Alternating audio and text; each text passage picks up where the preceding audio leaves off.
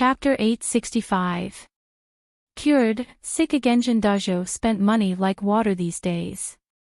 He spent more than 10 million to treat Jiningjun at Yaowang's place. Although his crooked mouth, lame feet, and the diseases that were transferred to his hands and ears were also cured, Jiningjun's body had other diseases. Impotence. After Jiningjun's hands and ears were healed, Jindajo brought him to a massage center to celebrate his recovery. He wanted to wash away his bad luck, but during the massage, he ordered a prostitute out of interest. Sadly, he became a living eunuch. After taking a few Viagra, it didn't work. Jiningjun panicked and couldn't care less. He stumbled to the door of his father's room next door. Jiningjun called a prostitute. How could Jindajo just wait there like an idiot? He naturally ordered a prostitute as well. After entering the room, he was having fun when he suddenly heard a knock on the door. He jumped in fright and almost had a heart attack. This massage center was managed by Tsihua and he was the one who introduced them to this place. It was said to be very safe and he didn't expect to be disturbed. Jindajo put on a bathrobe and opened the door while cursing. "Who is it?" "Dad, it's me, I'm Ingjun." Jiningjun knocked on the door anxiously. Jindajo was a little nervous when he thought it was the police or his enemies, but when he heard it was his son, Jiningjun, he was enraged. "You little bastard, I can't get up now." "Knock my kidney, what's wrong?" "Ha!" Jiningjun froze and said in fear, "Dad, you can't get it up too." "No way. It's all because you scared me." Jindajo frowned and suddenly froze. "What? You can't get it up too?" "Yeah, Dad, I can't get it up, what should I do?" Jiningjun's voice sounded like he was about to cry. "I've taken 3 Viagra but it's useless, it suddenly doesn't work." Jindajo jumped in fright and immediately lost the desire to play with Mississippi.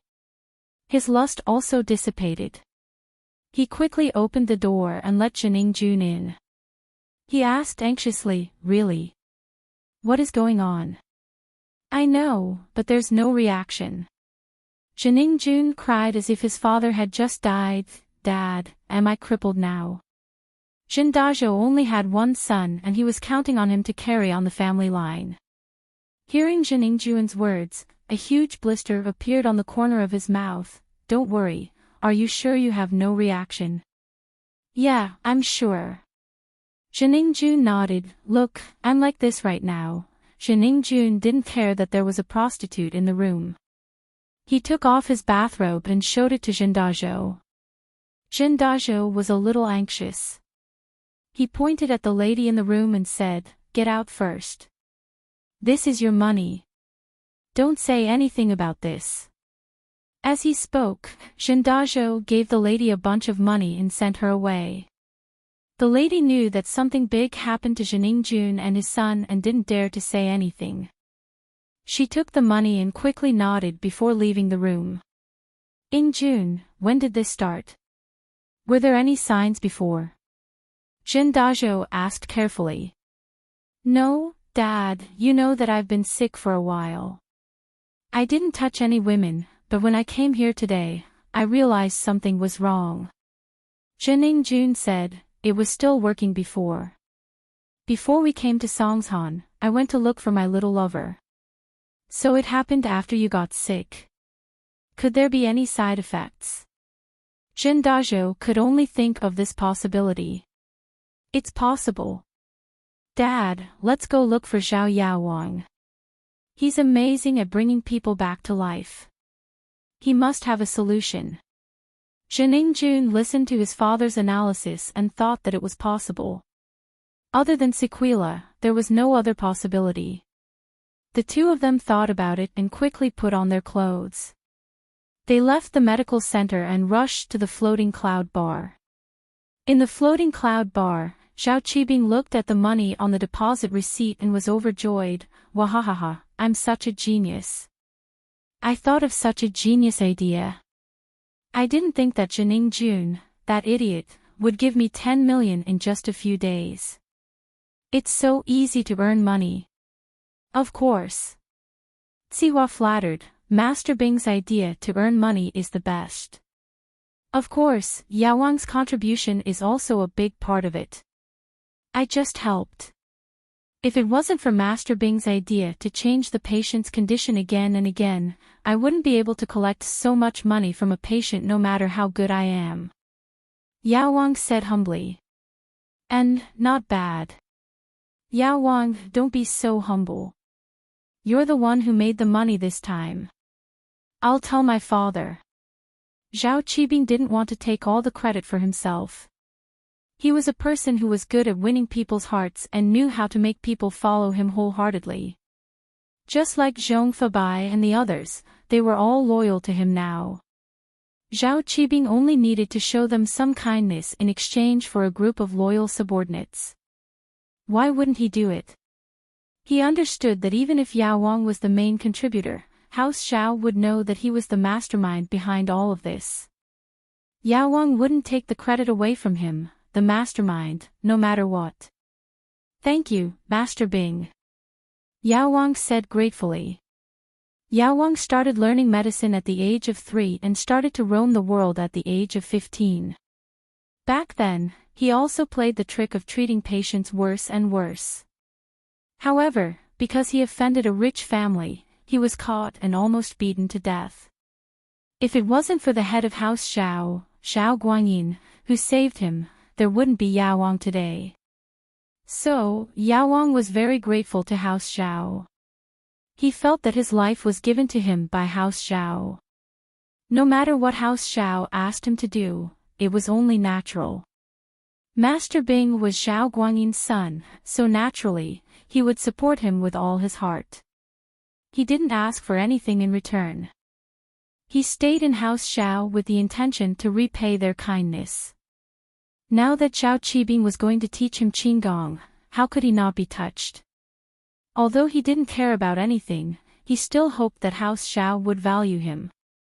But this father and son from House Shen are rich. 10 million, TSK, it's still a little too little. We haven't squeezed them to the limit yet. If we could squeeze more money out of them, that would be even better. Zhao Qibing said regretfully. Chapter 866. Framing Lin Yi. Oh. Really? But wouldn't he suspect something if we do that? Zhao Qibing wasn't stupid. Although he was greedy, he didn't want to ruin his reputation. We want long-term benefits, not Jinningjuan's money. It'll be bad if they suspect that we did it. They won't, I did it discreetly. They don't have the intelligence to find out. Yao Wang waved his hand confidently. Besides, even if they go to the hospital, they won't be able to find anything. That's good, as long as we aren't involved, Zhao Qibing nodded in satisfaction. Of course not. Not only will they not implicate us, but they will also give us more money soon. Yao Wang sneered, Master Bing, watch me. Alright, I'll wait for that idiot Jiningjun to give me money. Zhao Qibing nodded happily. Yao Wang was right. Not long after, Su Jiaonong ran in, Master Bing, Jiningjun and his son are here again, they want to see Yao Wang. Let them in. Zhao Qibing couldn't wait anymore. The more he tasted money, the more he couldn't stop. Su Jiaonong quickly brought Jin Dazhou and Jiningjun into the back room. As soon as they entered, Jin Dazhou raged, Yao Wang, what kind of illness did you treat? Why is it getting worse? Why did you treat something that wasn't sick before? Although Jin Dazhou was a boorish man, he was meticulous. He knew that it wasn't reliable to blame Jinningjuan's illness on the sequelae, but in order to let Yao Wang treat his son and spend less money, he had no choice but to complain first. Jin Dazhou, watch your words, is this a place for you to be arrogant? Even if this is your territory, you better behave yourself in front of me. Zhao Qibing frowned unhappily, but his heart was beating like a drum. Did Jin Dazhou and Jiningjun find out something? Jin Dazhou's face froze. Indeed, he was only thinking about Yao Wang and forgot that this was Xiao Qibing's territory. He didn't dare offend Xiao Qibing. It wouldn't be hard for the power behind Xiao Qibing to kill him. So, Dazhou's face turned into a smile. Master Bing, don't be angry. If you have something to say, then say it nicely. Don't think that just because you spent money to see the king pharmacist, you are a god. In my place, customers are not gods. Xiao Qibing curled his lips. Seeing that Dazhou didn't dare to act rashly, he calmed down and sneered, "We don't accept normal people who want to see Yao Wang." Of course. Dazhou didn't dare to say anything after seeing Xiao Qibing's attitude. He said with a bitter face, "Master Bing, Yao Wang, please take a look at my son. Didn't I cure Zheningjuan's illness? What else are you looking at?" Yao Wang pretended to be confused as he looked at Jin Dazhou. "No, he's still sick." Jin Dazhou quickly said. "You're sick. I can't tell.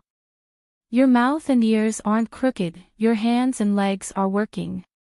You're a handsome young man, what's wrong with you?" Yao Wang looked at Zhengjun and said. "No, it's not on the surface, it's a hidden illness." Jin Dazhou quickly said, "Ingjun can't get it up." "Can't get it up?" Yao Wang froze. Zhao Qibing and Sihua also pretended to be surprised and opened their mouths wide. They looked at Zhengjun in disbelief. "How can you not get it up? When did you find out that you can't get it up?" "Just now." Zhengjun said hurriedly, "My dad and I went to the massage center under Sihua Bro's protection. I just wanted to take a hot shower to wash away my bad luck. Then I went to a prostitute and my lower body didn't have any reaction after taking 3 Viagra. Did you have this illness before?" Yao Wang frowned and asked. "No, I wouldn't be a prostitute if I had this illness." Zhengjun quickly shook his head. "I can't offend Lin Yi for those 2 girls. If you're not sick, why did you take Viagra? Why did you take so many?" Yao Wang sneered in his heart. "You weren't sick before, but your kidneys are weak." Yao Wang had already checked it before.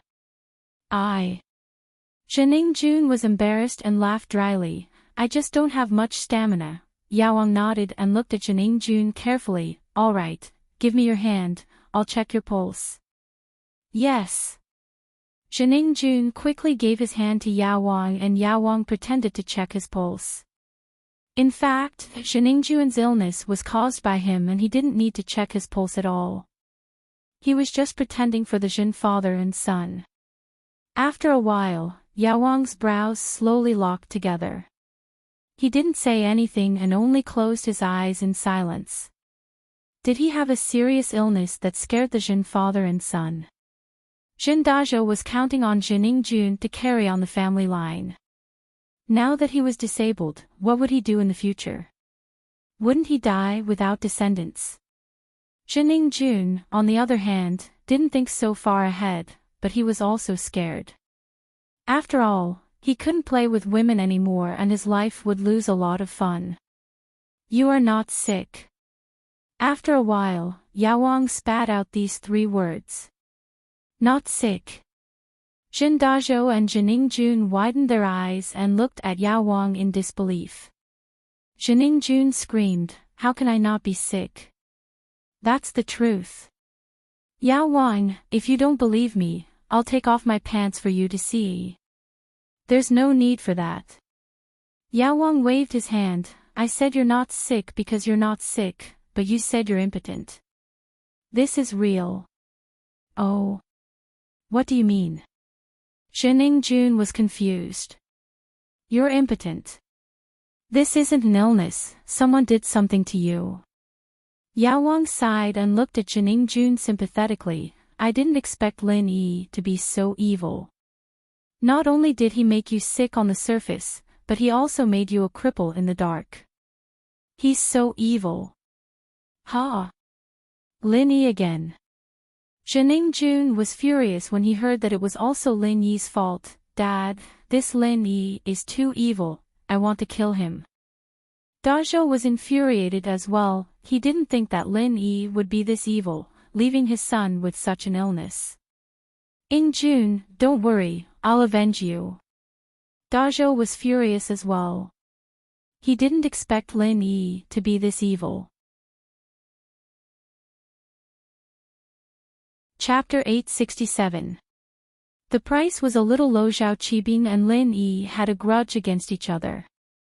If he could transfer the grudge to Zhen Dazhou and Zhening Jun and let them deal with Lin Yi, why not? Yao Wang felt that this was killing two birds with one stone. Master Bing would praise him again. Of course, we have to treat him first. Zhening Jun quickly said, Yao Wang, can my illness be treated? Yes, but it's difficult. The king of medicine sighed, to me, the king of medicine, there is naturally no illness that cannot be cured, but the degree of difficulty is different. Previously, when I was treating you, I already wasted a lot of qi. Now, your illness is not small, and it also needs to use qi. Yao Wang, don't worry, I won't shortchange your medical fees. Just tell me how much you need. Zhen Dazhou quickly said when he heard that his son could be saved. You have to ask Master Bing about this. If I use all my qi on you, then if other patients come, I won't be able to save them. At that time, the loss won't be just a little. Yao Wang said with some difficulty, how about this? I'll treat Jun after I recover my pure energy, how about that? That way, the medical fees will be cheaper. This. How long do I have to wait? Zhen Dazhou didn't have much money left. He came to Songshan with 50 million to invest in the gambling boat, but before he even invested, he had to spend more than 10 million to treat his son's illness. From Yao Wang's tone, it seemed like treating his son's illness would cost a lot more than before. He hesitated. If he could wait for a while, why not wait if it was cheaper?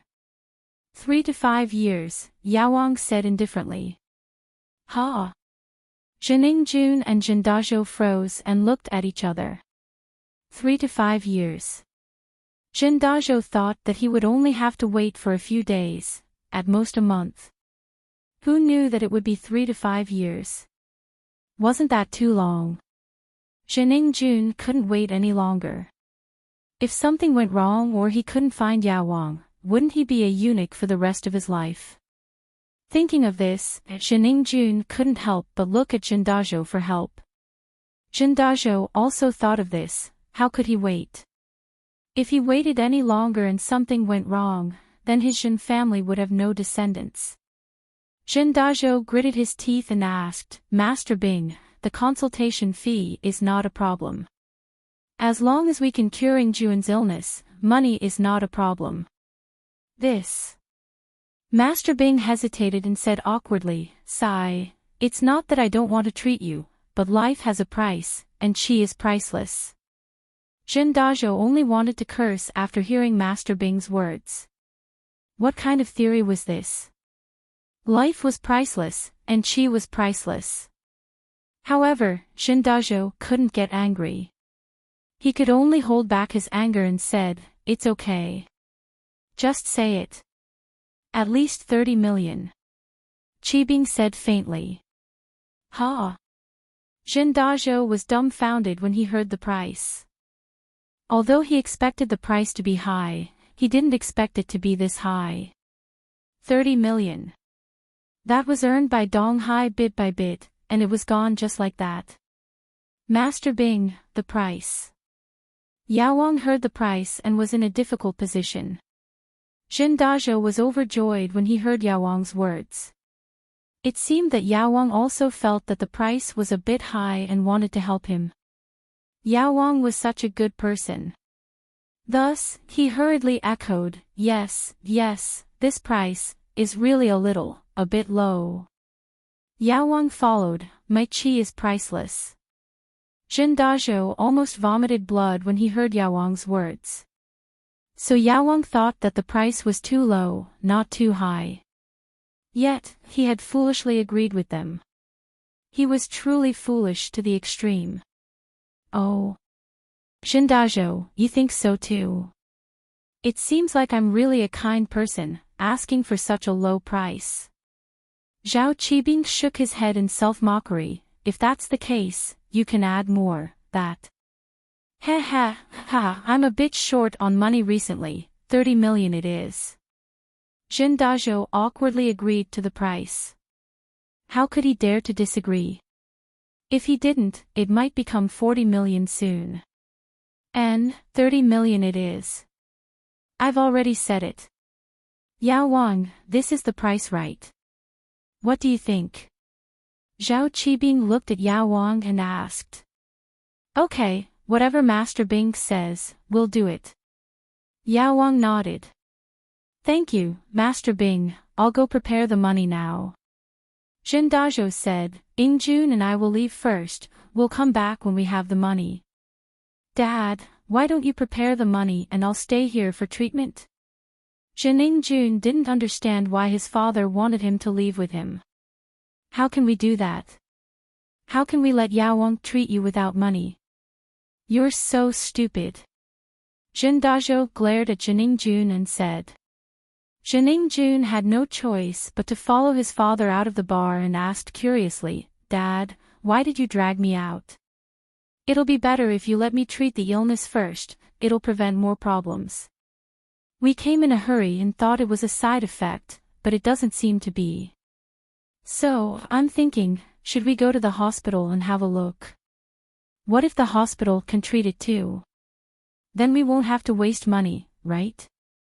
Jindajo wasn't stupid and had some intelligence. You're right, I was too impatient. Ingjun nodded, yeah, 30 million can be used for anything, but if it's used for treatment, it'll hurt my heart. The father and son discussed and stopped a taxi to go straight to the hospital. However, they went to the First People's Hospital, the male specialist hospital and so on. In the end, they couldn't find anything. The medicine king was right about his illness. He didn't have any illness, so what could the hospital find? This was all Yao Wang's doing. Whoever started the trouble should end it. How would others know how Yao Wang did it? After coming out of the hospital, the father and son completely believed Yao Wang's words. Jindajo sighed, it seems like you really aren't sick, it's that Lin Yi who did something to you. Even the big hospital said that you aren't sick, it seems like only Yao Wang can treat you. Chapter 868. Revenge. Ingjun, I can't let this Lin Yi go even if you don't say it. He made me lose 40 million. Do you think my money is so easily lost? This debt, I will definitely put it on Lin Yi's head. Dajo laughed coldly and said fiercely. He was also exasperated. Who was he, Jindajo? When had he ever suffered such humiliation? Right, Dad, I heard that Mingyao's family's pretty rich, and Lin Yi's her bodyguard. Why don't we make a move on Mengyao and get her to pay us the money? Ingjun immediately turned his attention to Mengyao. He more or less knew about Lin Yi from Zhao Qibing. Of course, Ingjun didn't know that Zhao Qibing purposely leaked this information to him so that he could be cannon fodder. I know, I've already asked someone to investigate. Pingzhan Industries is very famous in the province. Dajo, on the other hand, had his sight set on Pingzhan. He'd thought it through very well. If his son was in this state because of his daughter, then who else would pay for the medical fees? Not only did he have to pay for the medical fees, but he also had to give some compensation. Yes. Ingjun heard that his father also wanted to cause trouble for Mengyao and he felt relieved, but, we must kill that Lin Yi. It won't be easy to kill Lin Yi. I heard that he is a master at the early phase of the mystic class and that Li Fu beside Pingzhan is also a master at the peak of the late phase of the golden class. It won't be easy for us to touch them. Jindajo got some of the information from his investigation, but most of it came from Zhao Qibing. What's the use of those masters? Don't we have guns? No matter how strong he is, can he be invulnerable? Jiningjun said in disdain, Dad, where are your men who are doing business on the high seas? Tell them to come back and kill Lin Yi. Although the Jin family had some business in the East Sea, the most profitable business was the one that had no capital. The Jin family had a pirate group codenamed Firearm Team that specialized in robbing cargo ships on the high seas. Every year, it provided the Jin family with a large amount of wealth. Of course, this business didn't belong to the Jin family. With the Jin family's strength, they couldn't afford such a large business. This business was managed by Jin Dazhou on behalf of a distant relative. That distant relative took the majority, while Jin Dazhou only took 20%. Childish. You're going to call in a firearm team from the city and give Lin Yi a round of bullets? Wouldn't that be waiting for the police to destroy our Jin family? Jin Dazhou glared at Jiningjun and said angrily, although these cultivators are afraid of guns, a sneak attack with 1 or 2 guns won't be able to hit them because they are too fast. The only way to kill them is if a group of people fire at the same time and shoot randomly. But, unless there's no one around, if there's such a large-scale gunfight in the city, I'll be arrested as the leader of a terrorist organization tomorrow. I'm sorry, Dad, I didn't think it through. Jiningjun thought that having a firearm team was a great thing and he wasn't afraid of anything in this world. However, after hearing his father's words, he realized that he was taking it for granted. But your suggestion is good. I have a plan to deal with them. Jin Dazhou's eyes flashed with a hint of viciousness. Let's go, we'll go find Yaowang first. Dad, how are you going to deal with them? Jiningjun was impatient. I'm going to ask for help from your 4th uncle and ask him to send his master to help. Jin Dazhou said. This 4th uncle was Jin Dazhou's business partner. 80% of the business on the sea belonged to him and Jin Dazhou was working for him. Oh. Ma Zhu who works for 4th uncle? Jiningjun quickly asked. I heard that he's also a Mystic Division master. Yes, when we were fighting for business on the sea, your 4th uncle sent him to help me. You didn't see how good he was. Jin Dazhou seemed to be recalling the events of the past. One kick, and one of them was kicked to death. Even his head was sent flying. Can he deal with Lin Yi?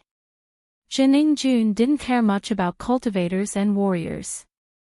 He always felt that they weren't as good as guns, but according to his father, they couldn't use guns on a large scale in the city. Of course he can. Jin Dazhou said, he's a physical master in the middle phase of the Mystic Division. I heard from Zhao Qibing that Lin Yi is only in the early phase of the Mystic Division. Of course he can deal with him. Jin Dazhou didn't know the difference between physical and spiritual, but he felt that the middle phase of the Mystic Division was definitely stronger than the early phase of the Mystic Division. Then let him kill Lin Yi directly. But that won't be enough. Jiningjun felt that killing Lin Yi directly was too easy on him. Of course we can't kill him directly. Dazhou shook his head. What we need to do is to let Ma Zhu kidnap Meng Yao and Yushu. His opponent is only that Li Fu.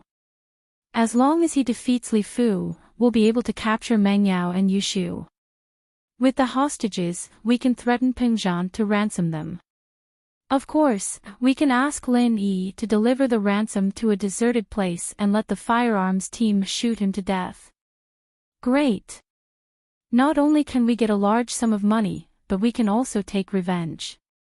Jiningjun's eyes lit up after hearing his father's words. All right, it's settled then, but I have to be cured first.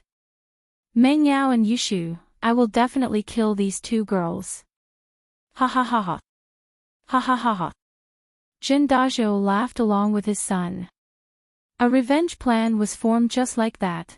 In the floating cloud bar, Zhao Qibing said unhappily, what is Jin Dazhou doing with Jiningjun?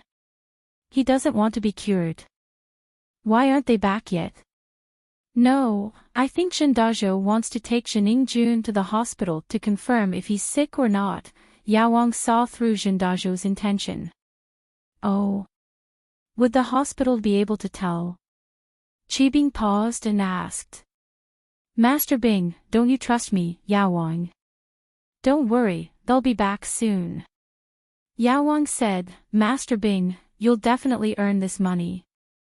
Ha, then I'm relieved. Zhao Qibing nodded, that's fast, but there aren't many fat sheep like them. Otherwise, I wouldn't be able to make money from real estate. Chapter 869. A good plan, of course. We have Lin Yi to take the blame for us. What's there to be afraid of? Zhao Qibing waved his hand, but this time, we have to get a hidden illness that's hard to notice. It's best to let him notice it after a while. You're right. I understand, Master Bing, don't worry, Yao Wang nodded. I'll get him a disease that affects his eyesight and make his eyes blurry until he can't see anything. Of course, this will take around a year. Okay, let's do that. 1 year later, when House Shen has earned enough money, they'll send it to us. Wahahaha. Zhao Qibing laughed excitedly. Just as Yao Wang predicted, Zhendazhou brought Zhenjun back. They couldn't find anything wrong with their son in the hospital, so they could only come back to Zhao Qibing to be cheated. Master Bing, I've finally collected the money. When can we start the treatment? Zhendazhou said with a smile. He was now sure that only the king pharmacist could cure his son's illness. Actually, we could have started just now. You're our old customer, you don't have to pay first. Zhao Qibing said sarcastically. Ha, I was just thinking about it. Let's get the money together first. Zhendazhou didn't know if Zhao Qibing guessed the reason why he left and felt a little awkward. Shall we start now? Yao Wang nodded. Okay, let's start then. Follow Li Zihua to complete the transfer. I'll start treating your son now. Zhendazhou followed Zihua to complete the transfer while Yao Wang pretended to treat Zhenjun. He held the silver needles in his left hand and pressed on Zhenjun's pulse with his right hand. He transferred traces of pure energy into Zhenjun's body, making Zhenjun feel as if his entire body was heating up. The silver needles instantly covered Zhenjun's body, turning him into a porcupine. However, Zhenjun believed in Yao Wang's medical skills and wasn't afraid. In fact, Yao Wang only inserted one needle in the right spot, the other needles were just for show and didn't pierce into the acupoints at all. The last one was to destroy his vision. But Zhenjun didn't know about it and thought that it was some kind of magic. The Medicine King used his true qi to heat up his body, so he was sweating profusely. In the eyes of others, it looked like he had overexerted himself and was exhausted. Looking at the Medicine King who was sweating profusely, Zhendazhou sighed. It seemed that this 30 million was not easy to earn. How much Shin Qi would be consumed? It's so hot, I'm dying. Zhenjun was scalded by Yao Wang and his body turned red as if he was cooked. Ingjun, you have to persevere. Zhendazhou quickly encouraged his son, the process of treatment is naturally painful. I know, I will endure it. The Teenage Mutant Ninja Turtle is extremely brave. Zhenjun started to mutter some words of encouragement. Zhenjun was tormented for more than an hour and Yao Wang didn't have it easy either. He was suffocating from the heat, but for the sake of the 30 million, he had to put on an act. He had to make Zhendazhou feel that the 30 million was worth it. Only then could he go out and advertise for him and show how amazing Yao Wang was. There's a reaction, there's a reaction. After a while, Zhenjun suddenly realized that his lower body had a reaction. He shouted happily, Dad, I'm having a reaction. Oh. That's great. Zhendazhou walked over and was excited. Yao Wang is really a miracle worker. Even the doctors in the hospital said that there's no disease that can't be cured. Yao Wang's hands can cure the disease. That's right. Don't you know who Yao Wang is? Zhao Qibing said proudly, but in his heart, he was cursing Zhen Dazhou for being an idiot. This was Yao Wang's doing. If he couldn't cure it, who could? Phew. The Medicine King finally began to stop. He wiped the sweat from his forehead and said, "All right, it has been cured. But this old man's physical strength is not up to it. I need to adjust my breathing." "Yao Wang, you've worked hard." Zhen Dazhou saw how tired Yao Wang was and felt that the 30 million was worth it. Although he had treated Zheningjuan's illness many times before, it was never this tiring. It seemed like his son's illness was really hard to cure. Yao Wang waved his hand and didn't say anything. He just sat there with his eyes closed, and Zheningjun jumped up in excitement. "Dad, it's really working, it's really cured." That's good, that's good." Zhen Dazhou sighed in relief. "Thank you, Master Bing and Yao Wang." "You're welcome. I have to congratulate your son for regaining his manhood." Zhao Qibing laughed. "But you spent the 30 million in vain." "Why do you say that?" Zhen Dazhou froze as he didn't expect Zhao Qibing to say that. If it wasn't for Meng Yao and Yushu, if it wasn't for Lin Yi helping them, would Zheningjun have so many problems? Would you have suffered such a huge loss? Zhao Qibing started to convince Zhen Dazhou to go against Lin Yi. "Yeah. This time, I won't let him go so easily. But, I still need your help, Master Bing. Help me investigate Pingzhan Industries." Zhen Dazhou felt that he was unfamiliar with this place and he needed to rely on the locals to do anything in Songshan. Zhou Tiandi had obviously distanced himself from him these days, and Zhen Dazhou had heard about the grudge between Zhou Tiandi and Lin Yi. He laughed at Zhou Tiandi's cowardice and decided not to bother him anymore.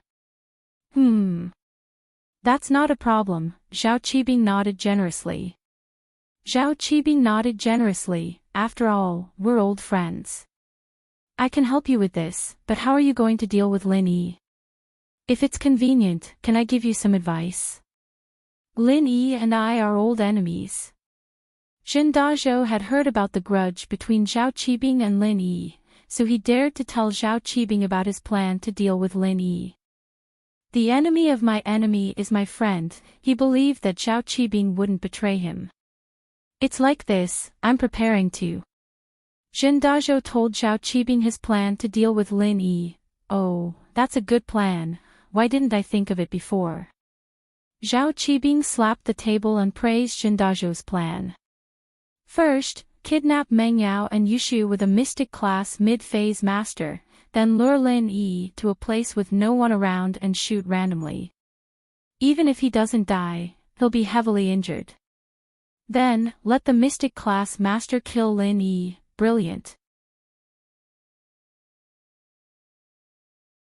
Chapter 870. The exact same prescription. "What's wrong, Master Bing? You think this plan is feasible too?" Dazhou was overjoyed. He didn't expect his plan to be approved by Master Bing. "It's doable, very doable." Qibing nodded and looked at Sihua. "Sihua, what do you think?" "It's doable." Sihua nodded in agreement. "Whatever information you need, I'll provide it to you." "Thank you so much, Sihua bro." Dazhou quickly thanked him. "I'll go contact that master first." "Wait." Yao Wang spoke again. "Yao Wang, is there anything else?" Dazhou paused, but since it was Yao Wang who spoke, he didn't dare to be slow. He quickly stopped and turned back. "Your illness today reminded me that although your son seems to be fine now, it's hard to say if Lin Yi has done anything else. You have to be careful. If anything goes wrong when you go back, don't be careless." Yao Wang started to give Dazhou a heads up. "What? There's more." Dazhou was furious. "Isn't this Lin Yi too wicked?" "There's more. It's just a guess, I can't be sure. After all, I only thought of it after what happened today." Yao Wang sighed. Then, "Yao Wang, can you check Ying Jun again?" Dazhou asked carefully. I can't find anything right now. How can I check when there's no illness? I can't check every part of your son's body, can I? If I do that, my pure energy will run out and I'll die. Yaowang waved his hand and rejected Dazhou's suggestion. I see. Dazhou couldn't force it after hearing Yaowang's words, but his heart felt like it was blocked. He was very unhappy, and his hatred for Lin Yi increased by another level. But don't worry, there's no illness that I, Yaowang, can't cure. If there's any problem, come find me. Yaowang comforted. That's the only way. Jin Dazhou had no choice but to leave with his son. After Jin Dazhou and his son left, Zhao Qibing sighed, what two idiots, I really hope they get lucky and kill Lin Yi again. Let them do whatever they want, we just need to focus on earning our own money. Sihua said. Master Bing, now that we have 40 million in our account, shouldn't we start building the orphanage? Oh, okay. Get ready. Take the king pharmacist to the orphanage and warn them. Tell them to move away, or I'll kill them. Qibing said arrogantly. Now that he had a guaranteed way to earn money, he was much more domineering. Master Bing, but I'm not good at fighting, right? Yaowang's listless expression changed to one of high spirits. Don't worry, you just need to show the strength of a mystic class master. I don't think that the Dean, a golden class master, would dare to fight a mystic class master like you directly. Qibing said nonchalantly, you're not going to fight her, you're going to scare her. Don't worry, as long as she's not an idiot, she won't fight you. Okay. Yaowang relaxed. Master Bing, I'll go take a shower first. I almost died from the heat, I'm sweating all over. 30 million isn't easy to earn. Ha! Zhao Qibing heard Yaowang's words and smiled happily. Yaowang, don't worry. No matter what, you're the main contributor, I'll remember it. Thank you, Master Bing. Yaowang quickly cupped his hands in thanks. There was a Zhao Yaowang in Songshan, and his miraculous hands were comparable to Huatuo's. The news spread from the Jin father and son, and with Sihua's purposely spreading rumors, Zhao Yaowang's name quickly spread through the upper class of Songshan, and even many outsiders knew about him. However, because of Zhao Yaowang's high fees, other than Jining Jun, who couldn't be cured by others, no one else was willing to spend so much money. So even though Zhao Yaowang was famous, there weren't any patients. Kong Mingming got the Yaowang formula for Miracle Dr. Guan's injury medicine from Kong Xiaobo, and he was overjoyed. He didn't think that he'd get the formula so easily. If he'd known, he wouldn't have gone after Guan Xian. However, Kong Xiaobo's power was limited. It was easy to get the formula for the injury medicine, but it wouldn't be so easy to get the formula for the pill of life extension and toxin cleansing. Kong Xiaobo's access was limited, after all. It seemed like he had to start from Guan Shuamin's side. Of course, this was a matter for the future. At least he had something to report now. Kong Mingming happily returned to House Kong with the formula for Miracle Dr. Guan's injury medicine. Dr. Kong was quite satisfied with Kong Mingming's achievements.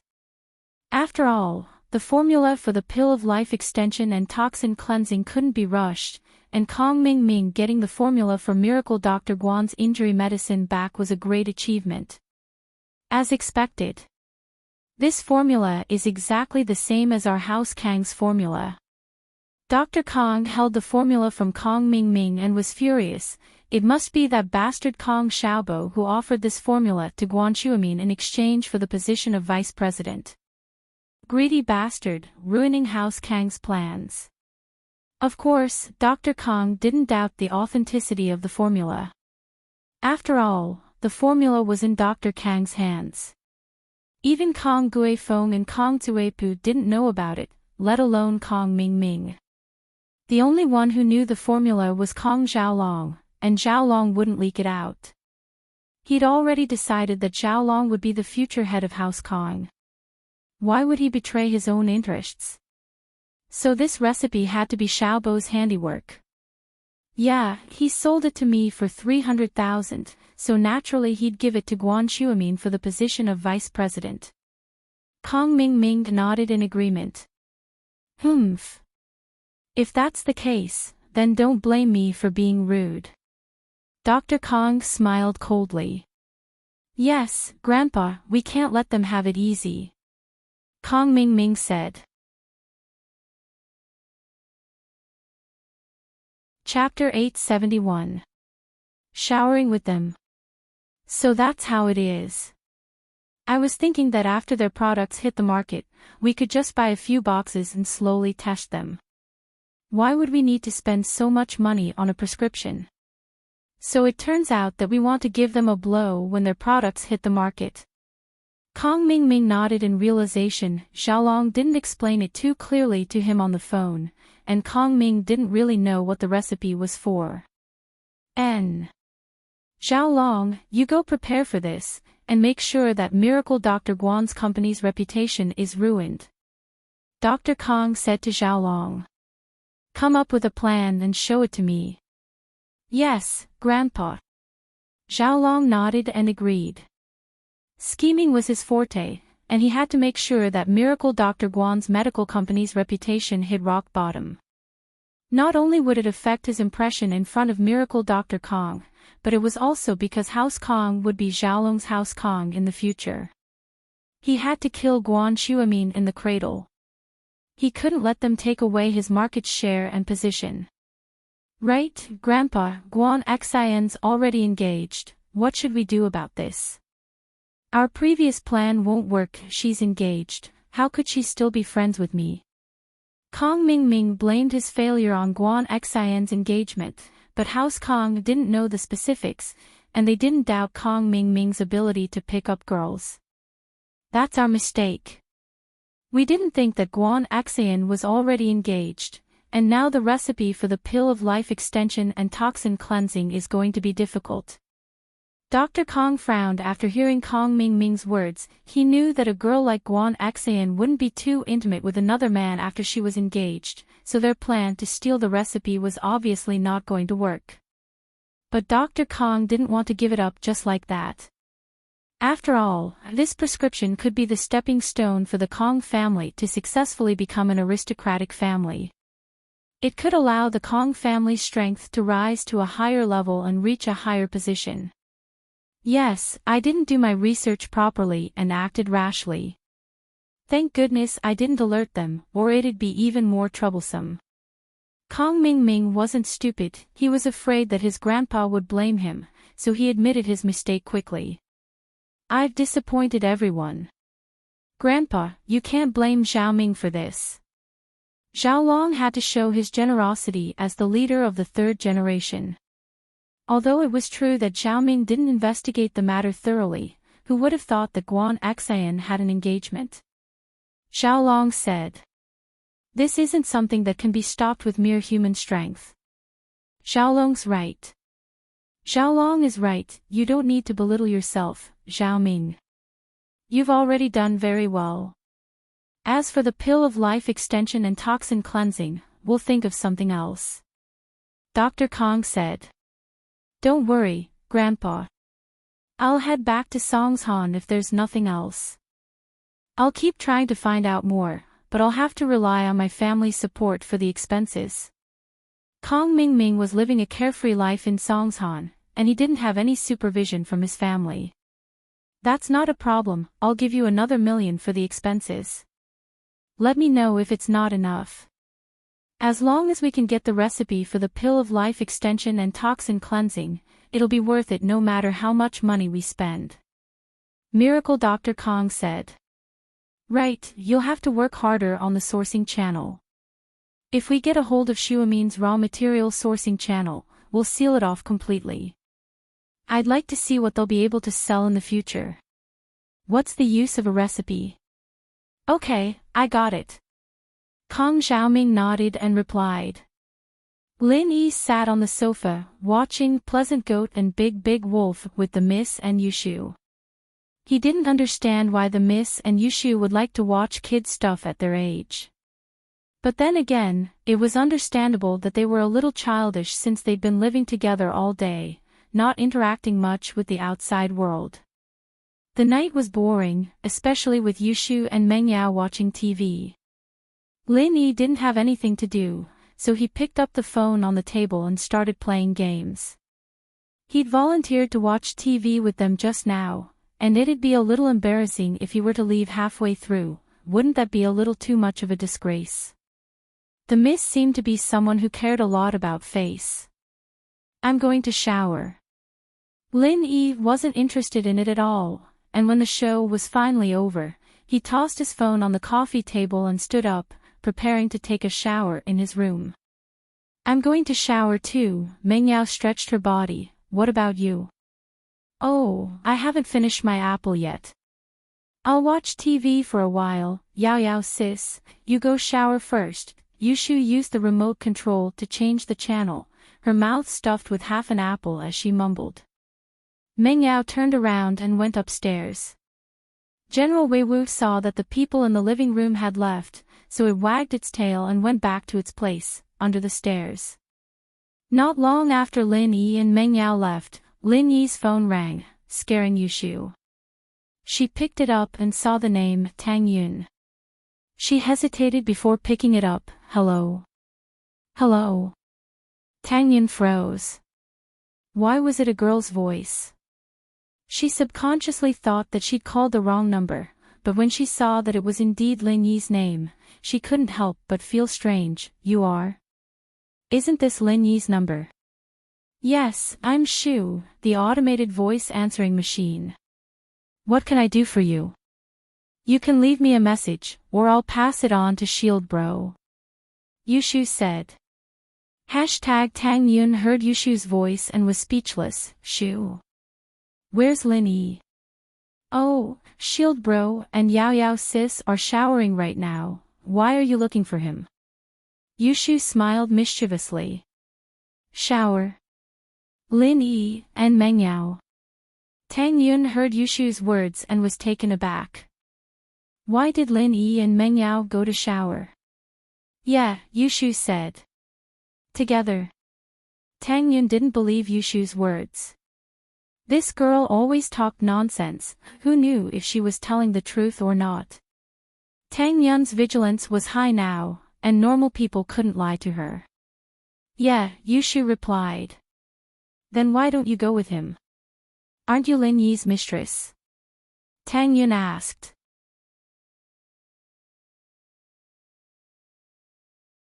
Chapter 872. Can you see through things?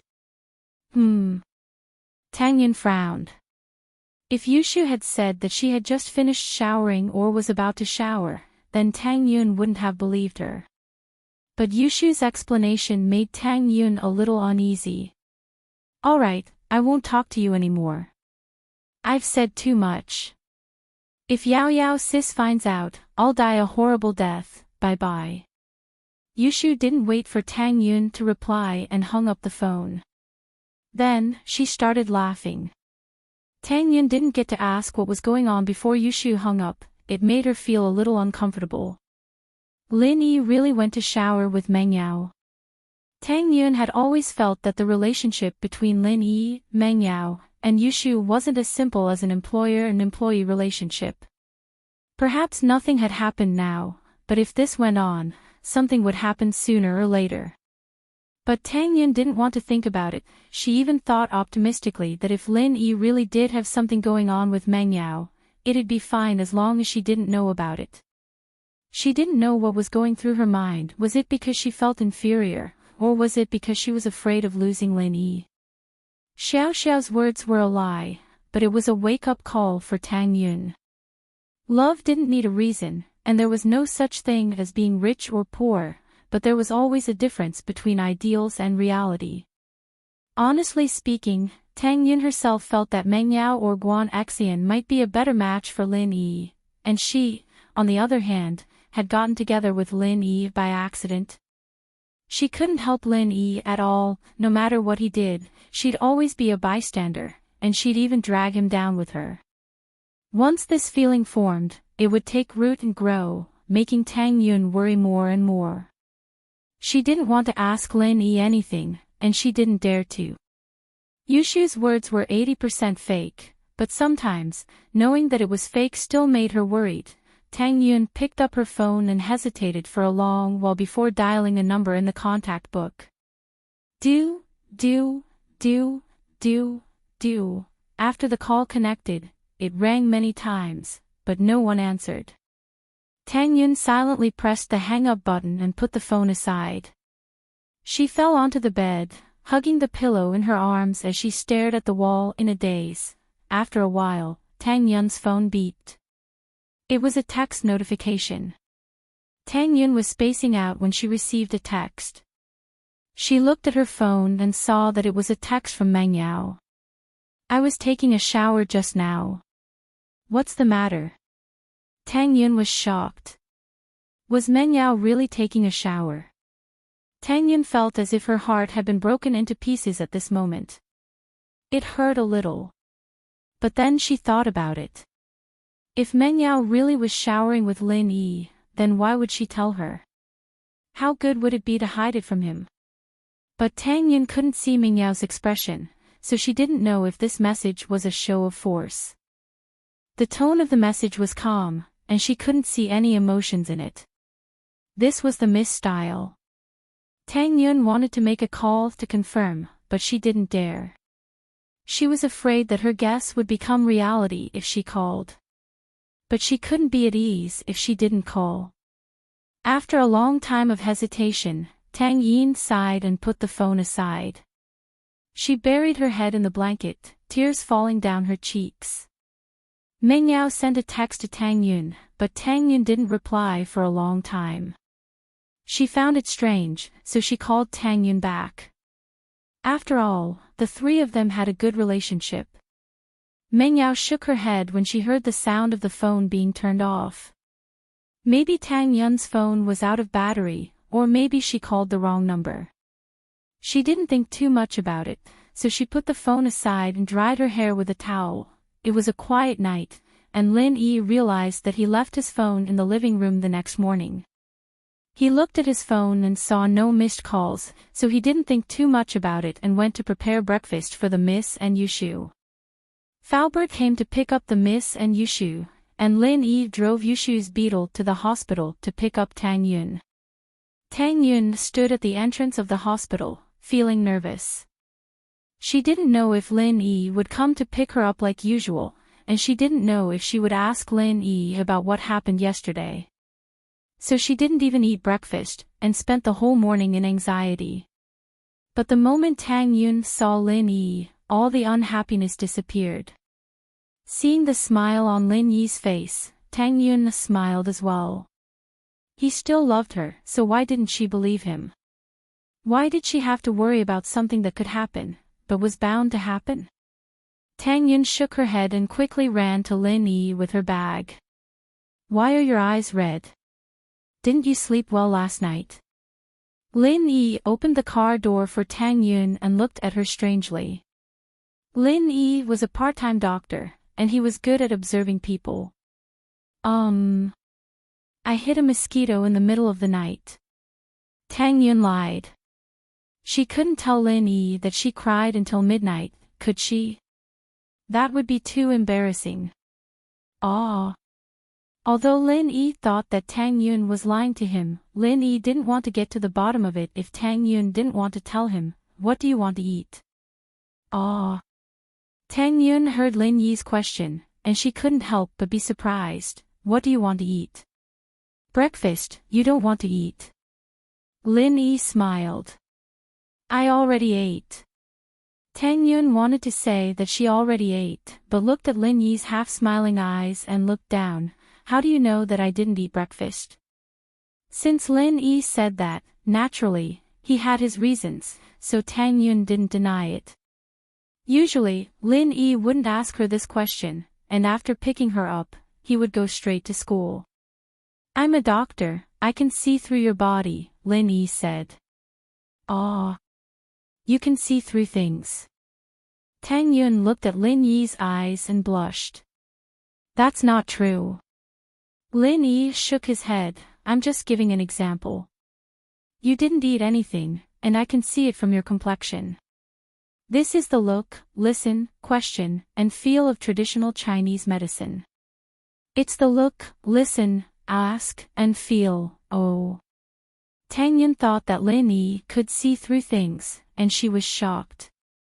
Although she would show it to him sooner or later, it would feel weird if someone could see through things.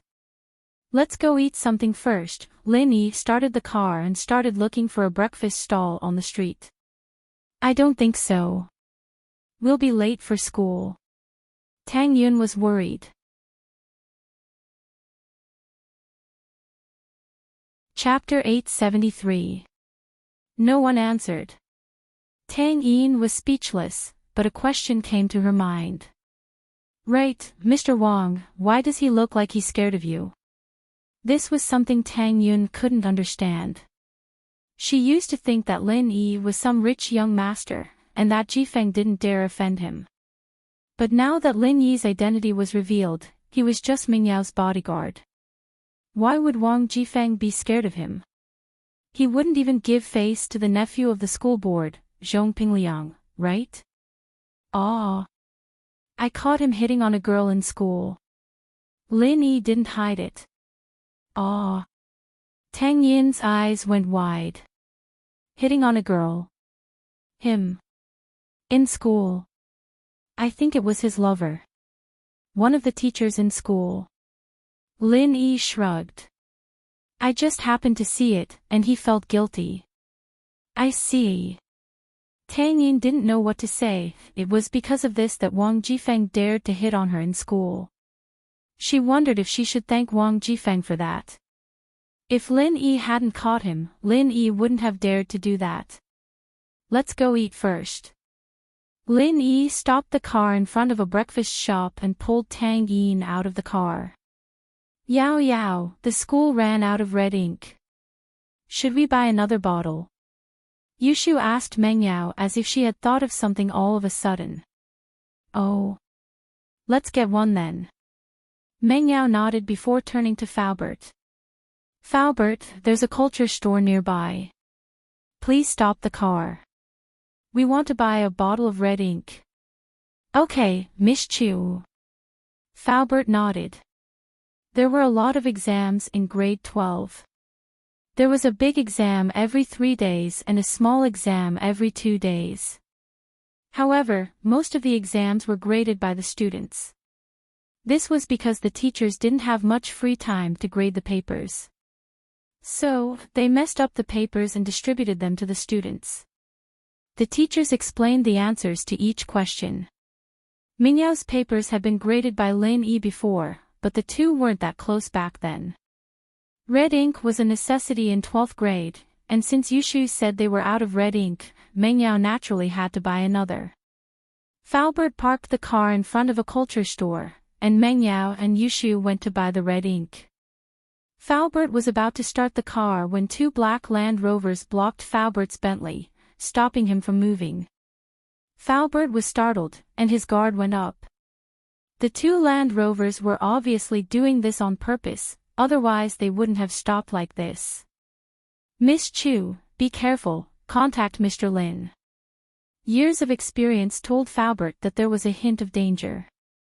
As expected, the doors of the 2 Land Rovers opened in an instant, and a tall man in white came out of the Land Rover in front, while 2 men in black came out of the Land Rover behind. Each of them had their right hand on their belt, and after getting out of the car, they stood on the left and right sides of the Bentley. Uncle Fu locked the carriage door and took a deep breath. The 2 black-clothed men in the back were nothing to be afraid of, but the white-clothed man in the front made Uncle Fu feel an unprecedented pressure. However, the man in white didn't seem to care about the locked car door at all. He reached for the door, and with a bang, the door was pulled down by the man in white. One had to know that the doors of a Bentley were extraordinarily sturdy, especially Peng Zhan's car, which was made to be bulletproof. Who would have thought that the man in white would be able to destroy it so easily? Falbert's expression froze. As expected, the man in white didn't come with good intentions, and he must be a practitioner, at least above the middle phase of the golden class. The door was pulled down by the man in white, and naturally, Falbert couldn't sit in the car anymore. For a master like him, doing so was equivalent to waiting for death. This man was a huge threat to him, and he couldn't protect Meng Yao even if he wanted to.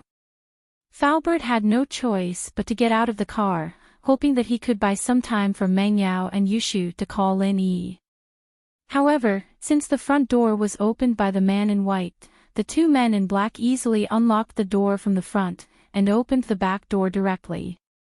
They took out two black guns from their waists, one for each of them, and pointed them at Meng Yao and Yushu. Hand over the phone. The man in black glared at Meng Yao and Yushu coldly. Okay. Yushu handed over the phone obediently. She knew that she shouldn't fight when the odds were against her, and she didn't say anything, knowing that these two were not joking around. Meng Yao was about to call Lin Yi, but it seemed like she couldn't do it anymore. She handed the phone to the man in black helplessly, but she dialed Lin Yi's number and didn't hang up. The man in black took Meng Yao's phone, looked at it, and quickly hung up. He turned off the phone and looked at Meng Yao coldly. Don't think you're so smart. Get out of the car and get into the car at the back. Lin Yi was having breakfast with Tang Yun when he received Meng Yao's call. The Mrs. phone rang twice, and before Lin Yi could pick it up, the other side hung up. This surprised Lin Yi, and he called back, only to hear that the phone was turned off. Was there no electricity? Lin Yi didn't think much about it. After all, Meng Yao was sent to school by Falbert every day. Lin Yi didn't have to worry about it. What's wrong? Tang Yun asked when she saw that Lin Yi didn't get through. It's nothing, the miss just called, and hung up after a couple of rings. I called back, but her phone was turned off. Lin Yi shrugged. Maybe it's out of battery. Oh. Tang Yun pouted when she heard that it was the miss, and she didn't say anything else.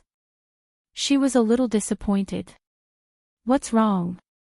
Lin Yi saw that Tang Yun seemed to be depressed, so he asked. It's nothing. Tang Yun shook her head. Did something happen to the miss? Why don't you call Yushu? Lin Yi thought about it, and it made sense. If he couldn't get through to Meng Yao's phone, then he would call Yushu. He dialed Yushu's number, but Yushu's phone was turned off as well. Lin Yi frowned, and he felt that something was wrong. It was possible that Meng Yao's phone ran out of battery, but how could both Meng Yao and Yushu's phones run out of battery? There was no signal on the road from the villa to school, so it couldn't be caused by a lack of signal.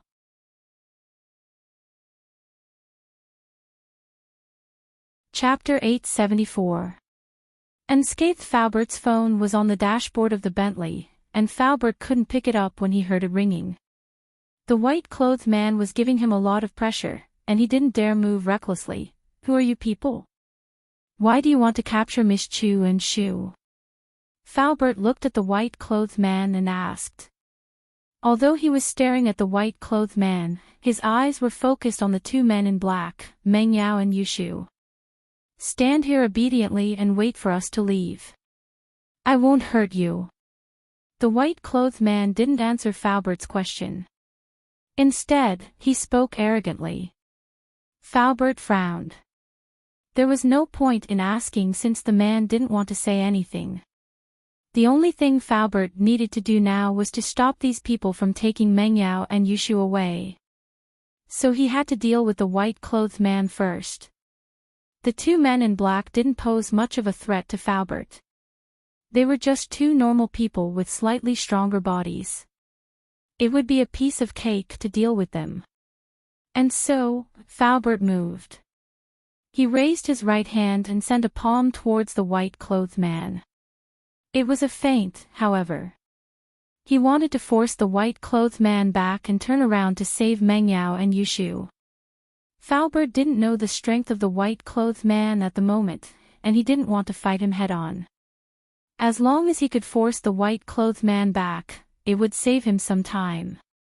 He watched as the two men in black forced Meng Yao and Yushu into the rover behind him, and Li Fu calculated the time. He'd be able to take care of the two men in black as soon as he could after the white man backed off, steal the rover, and drive away. But, as the saying goes, a person's plan can never be overpowered. Falbert thought that he would be able to force the white-clothed man back with one palm, but he didn't think that the white-clothed man wouldn't dodge at all. Instead, a cold, mocking smile flashed across his face. This smile made Falbert's heart tighten.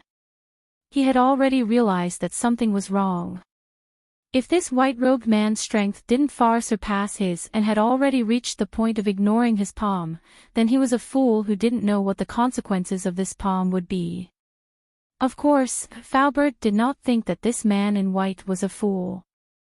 He did not believe that this man in white would not investigate his strength before doing this. Bang! Falbert's palm landed solidly on the white-robed man's body. Falbert practiced external martial arts, so how domineering was this palm? Even the recoil made Falbert's palms numb, but the man in white seemed to be completely fine as he looked at Falbert indifferently. Finished. Does it feel good? The white-clothed man looked at Uncle Fu in ridicule. Bang! So loud. Falbert was not in the mood to joke around with the white-clothed man. His heart was filled with shock. With this palm, even if the opponent was a mystic class master, there was no way he would be unscathed, right? Even if he wasn't heavily injured, he would definitely be sent flying. But this white-clothed man was completely fine, and he was even talking and laughing. This person, just how strong was he? Could it be that he had surpassed the mystic class? But, it was impossible, right? Earth-class masters, in this common world, were almost extinct. You are from House U. This was the only possibility that Falbert could think of. The only people he had offended recently were House U. Falbert did not think that this man in front of him was sent by Zhao Qibing. If House Xiao was willing to send out masters, they wouldn't have waited until now. If they wanted to send, they would have done it long ago, and Lin Yi wouldn't have destroyed their building twice. House Yu. You have enmity with House Yu. The white-clothed man smiled faintly. It seems that you have quite a lot of enemies. But unfortunately, I am not one.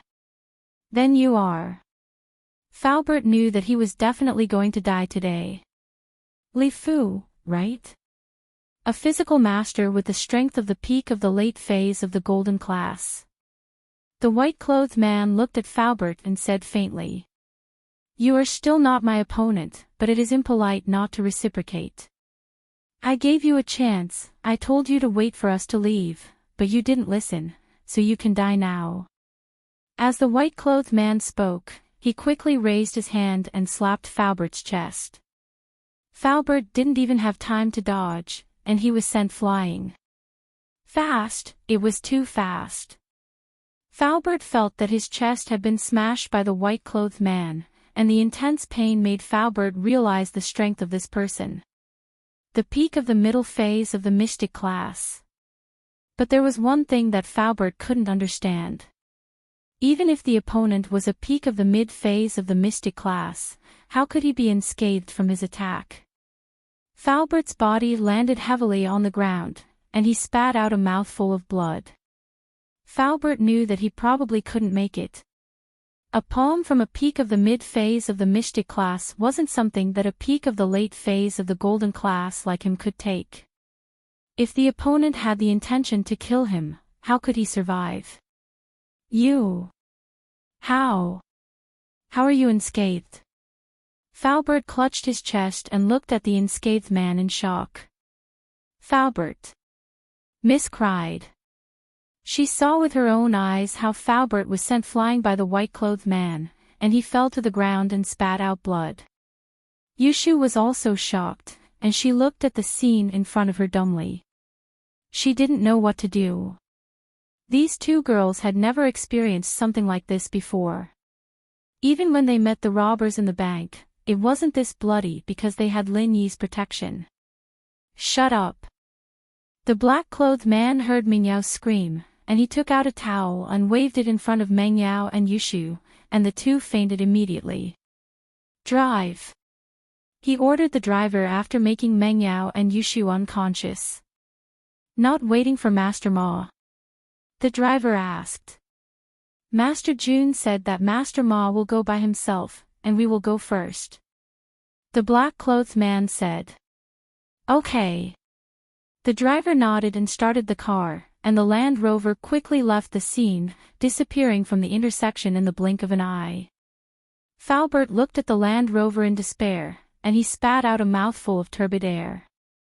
He looked at the white-clothed man with blurred eyes. He couldn't hold on any longer. Do you know why I left you alive? The white-clothed man lowered his head and looked at Faubert with a condescending gaze, and said coldly, I will let you die knowing that I'm here to answer your questions. Faubert didn't say anything, and he didn't want to waste his breath. He just hoped that Lin Yi would find out as soon as possible and save Meng Yao and Yushu. My name is Ma Zhu, and I've cultivated the Golden Bell Shield. I've already broken through the 8th level, and I'm invulnerable. The man in white said proudly, killing you is like killing an ant. Ha ha ha ha.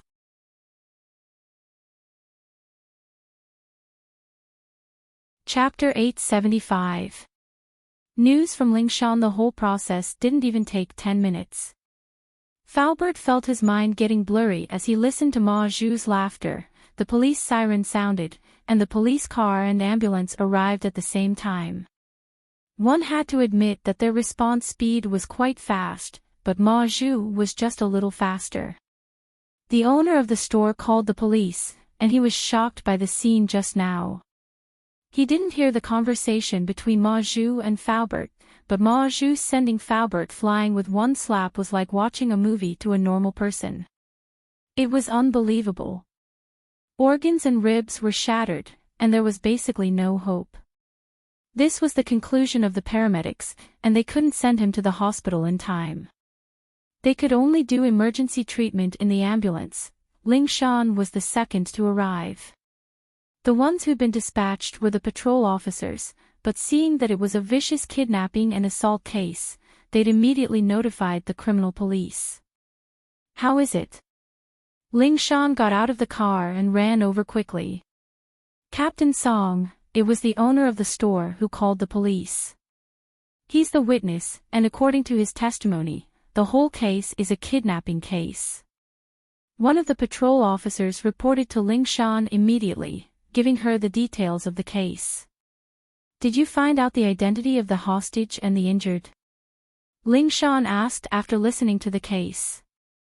According to the license plate number left at the scene, the Bentley belongs to Pingzhan Industries, and the driver, the injured one, is the driver of the chairman of Pingzhan Industries, Li Fu.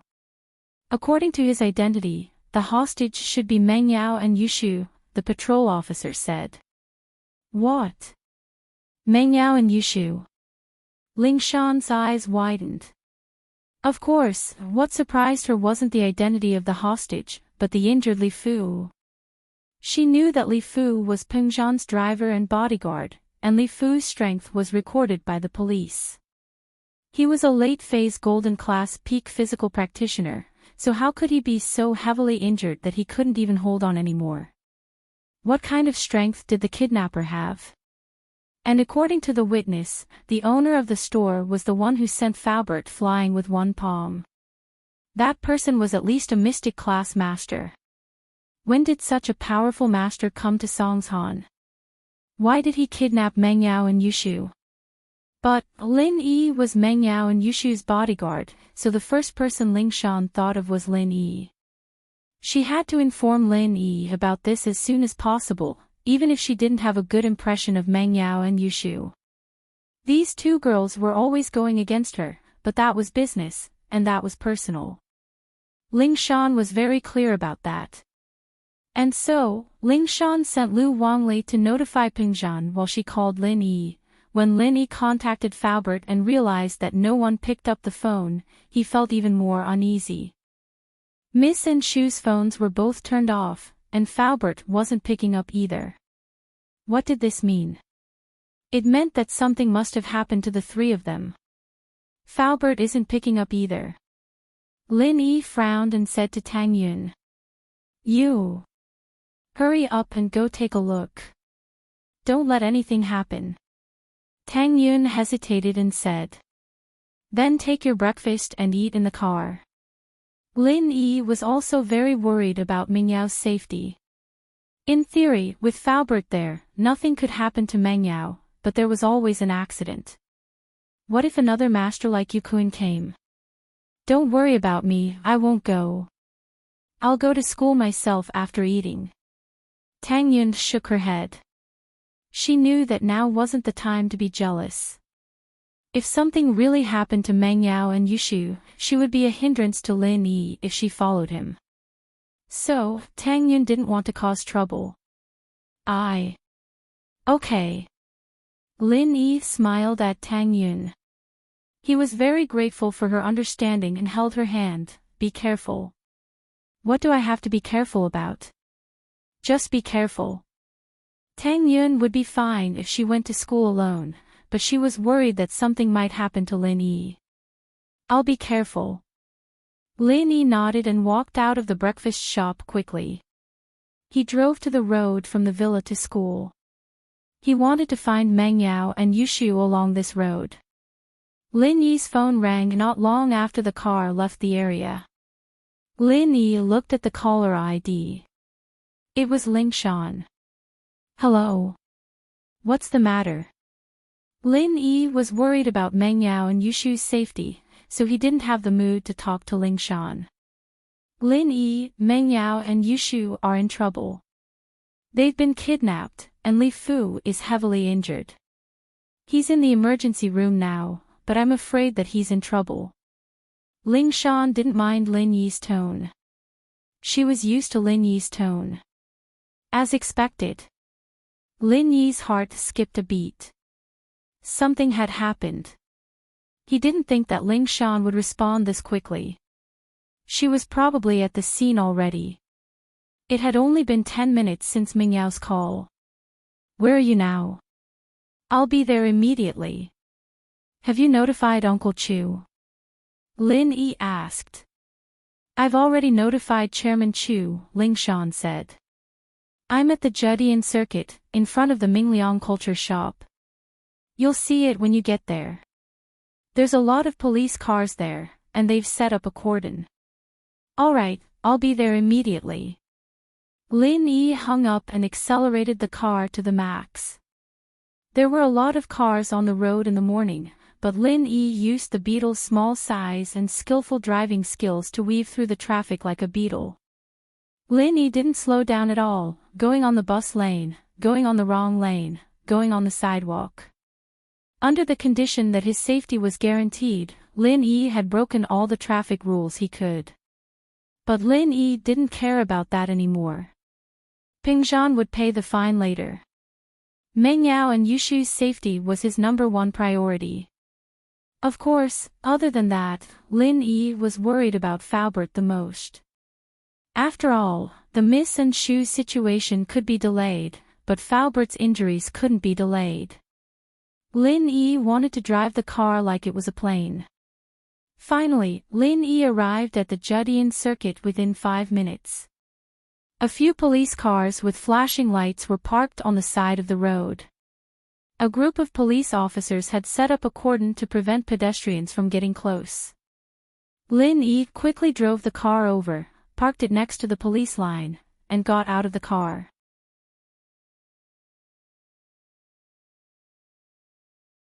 Chapter 876. Chapter 0875, Faubert's injuries. Ling Shan told me to come. Lin Yi said to the officer. He took out his phone to call Ling Shan when he saw Lu Wangli not far away. Lu Wangli. Lin Yi called out immediately. The officer saw that Lin Yi not only knew Ling Shan's name, but he also knew Lu Wangli. It was obvious that Ling Shan had asked him to come, and so he didn't stop him. Seeing Lu Wangli walk over, the officer went back to his own business. Lin Yi, you're here. Captain Song is over there.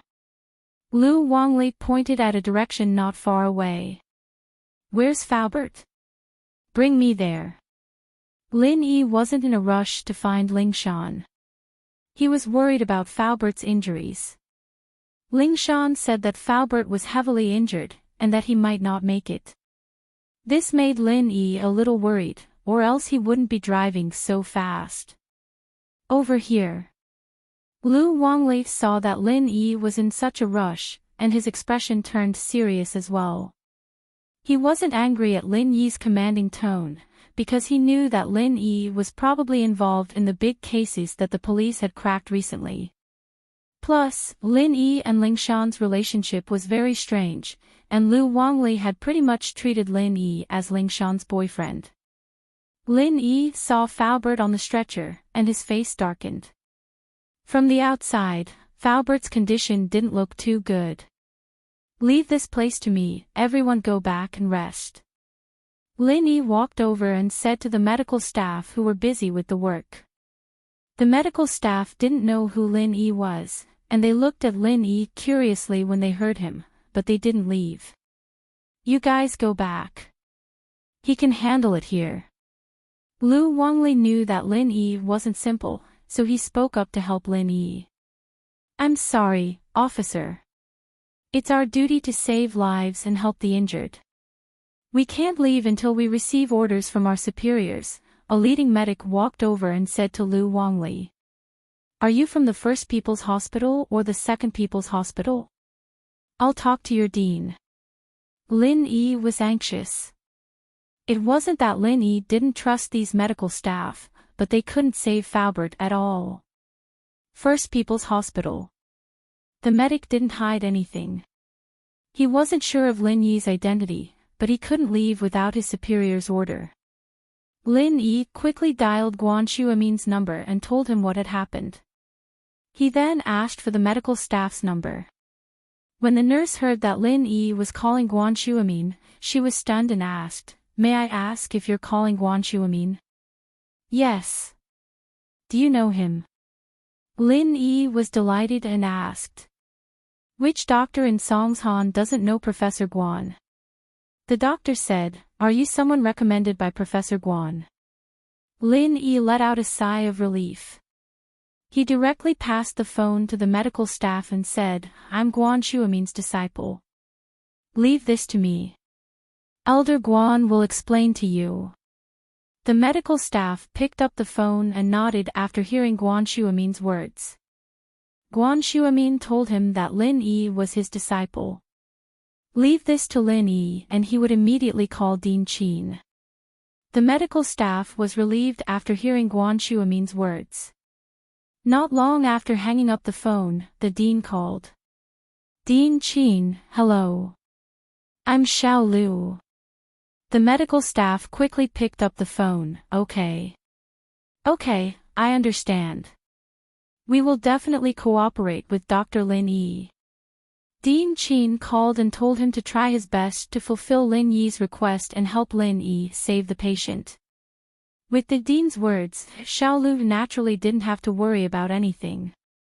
Lin Yi bent down and checked on Faubert's injuries. He couldn't help but take a deep breath. Indeed, Faubert was still alive. However, it wasn't because the opponent wasn't strong enough to kill Faubert. The opponent did it on purpose to leave Faubert alive. Judging from Fu Bo's injuries, the other party should have only used one move. In other words, the other party's strength was far greater than Fu Bo's. So, if the other party wanted to take Fu Bo's life, it should be a piece of cake. However, the opponent didn't do it because he didn't want Faubert to die. He probably said a few words to Faubert after he used the move. However, the most likely reason was to let Lin Yi heal Faubert's injuries. This would cause Lin Yi's strength to drop by a level. To save or not to save? Lin Yi hesitated for a moment. Emotionally speaking, Faubert treated him well. Ever since he came to Songshan, Faubert had always been kind to him and treated him like a member of the mansion. Therefore, Lin Yi didn't want anything to happen to Faubert. However, logically speaking, Lin Yi knew that using his energy to heal Faubert wasn't a smart move. The opponent had a master. If he used his energy to heal Faubert, then his strength would definitely be affected. If that happened, he might not even be able to save Meng Yao and Yushu. Although the energy could be easily obtained from the Jade Space, it still needed time. Lin Yi didn't know if he could make it in time. Lin Yi gritted his teeth. He had to save Faubert first. At least before there was news of Meng Yao and Yushu, he couldn't leave them to die. A few silver needles appeared in Lin Yi's hands. He quickly inserted them into a few acupoints on Faubert's body. He then started the art of dragon mastery. This time, it was similar to when he healed Lu Bujia. Lin Yi used the silver needles to seal a few of Faubert's meridians. Lin Yi planned to use his energy to prolong Faubert's life first, but he didn't plan to directly heal him. Because Lin Yi knew very well how terrifying the amount of energy needed to heal a person who was on the verge of death was. He was afraid that after he healed Faubert, he would enter automatic sleep mode. Doing this now was undoubtedly very dangerous. Right now, Lin Yi could only use a small portion of his energy to prolong Faubert's life. As long as he stayed alive, Lin Yi would have time to heal him after everything was over. But whether or not Faubert's martial arts could be preserved was another matter. A physical practitioner with such a serious injury was probably completely crippled. Although Lin Yi could use his energy to create a golden class dog, he couldn't use it to create a golden class master. The amount of energy required for a human and a dog was worlds apart. Creating a golden class dog would force Lin Yi into hibernation mode, let alone a golden class master. If it were possible, Xiao Xiao would have been a golden class master a long time ago.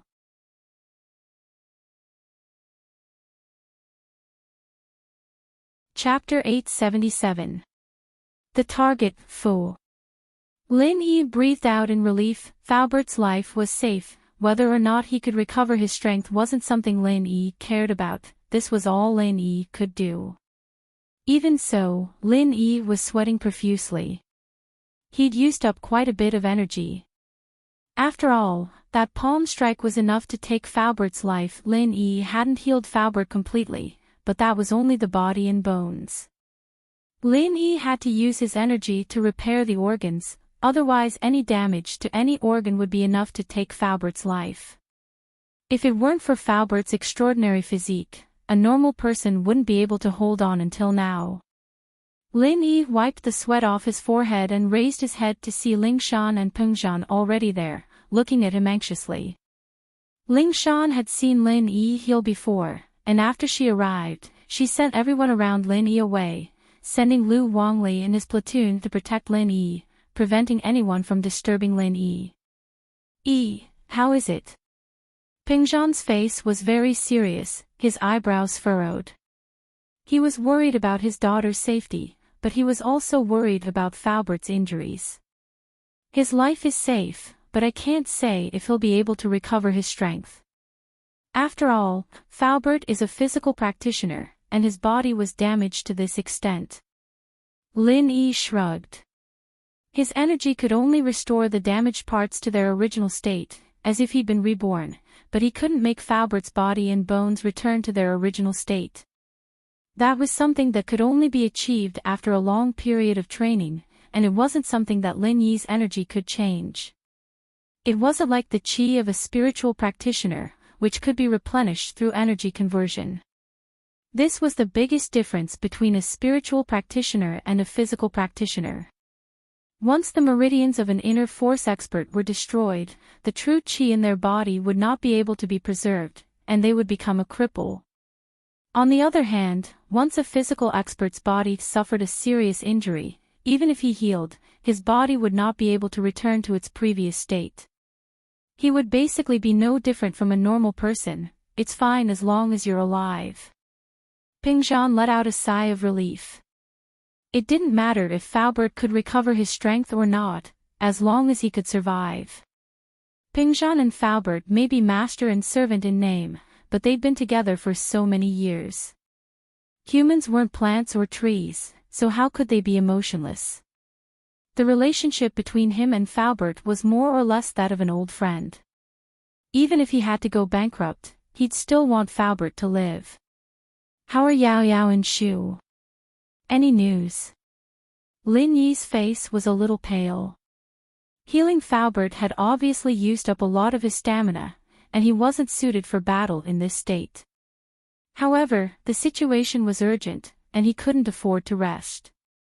The 2 Aurora SUVs that the kidnappers drove were all fake, and they used the license plate of a car rental company in Donghai.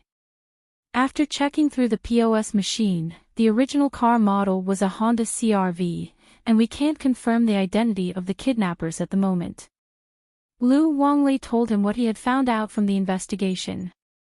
The kidnappers are very cunning. They should have a strong anti-tracking ability. Only a few cameras on the main roads captured the 2 cars. After that, they disappeared.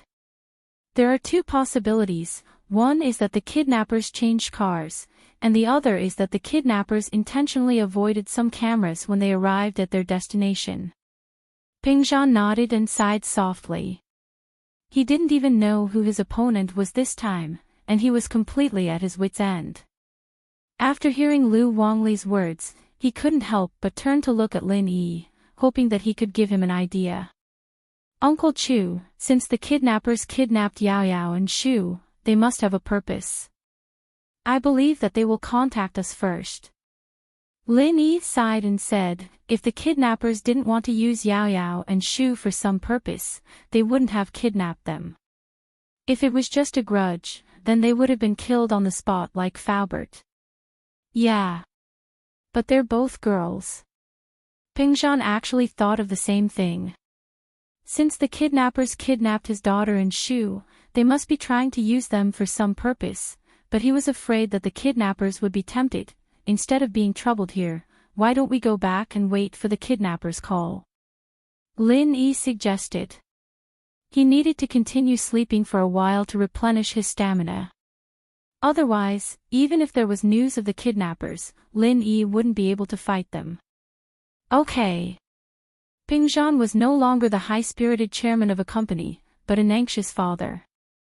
He didn't have any ideas, but since Lin Yi suggested to go back and wait, there was nothing else he could do.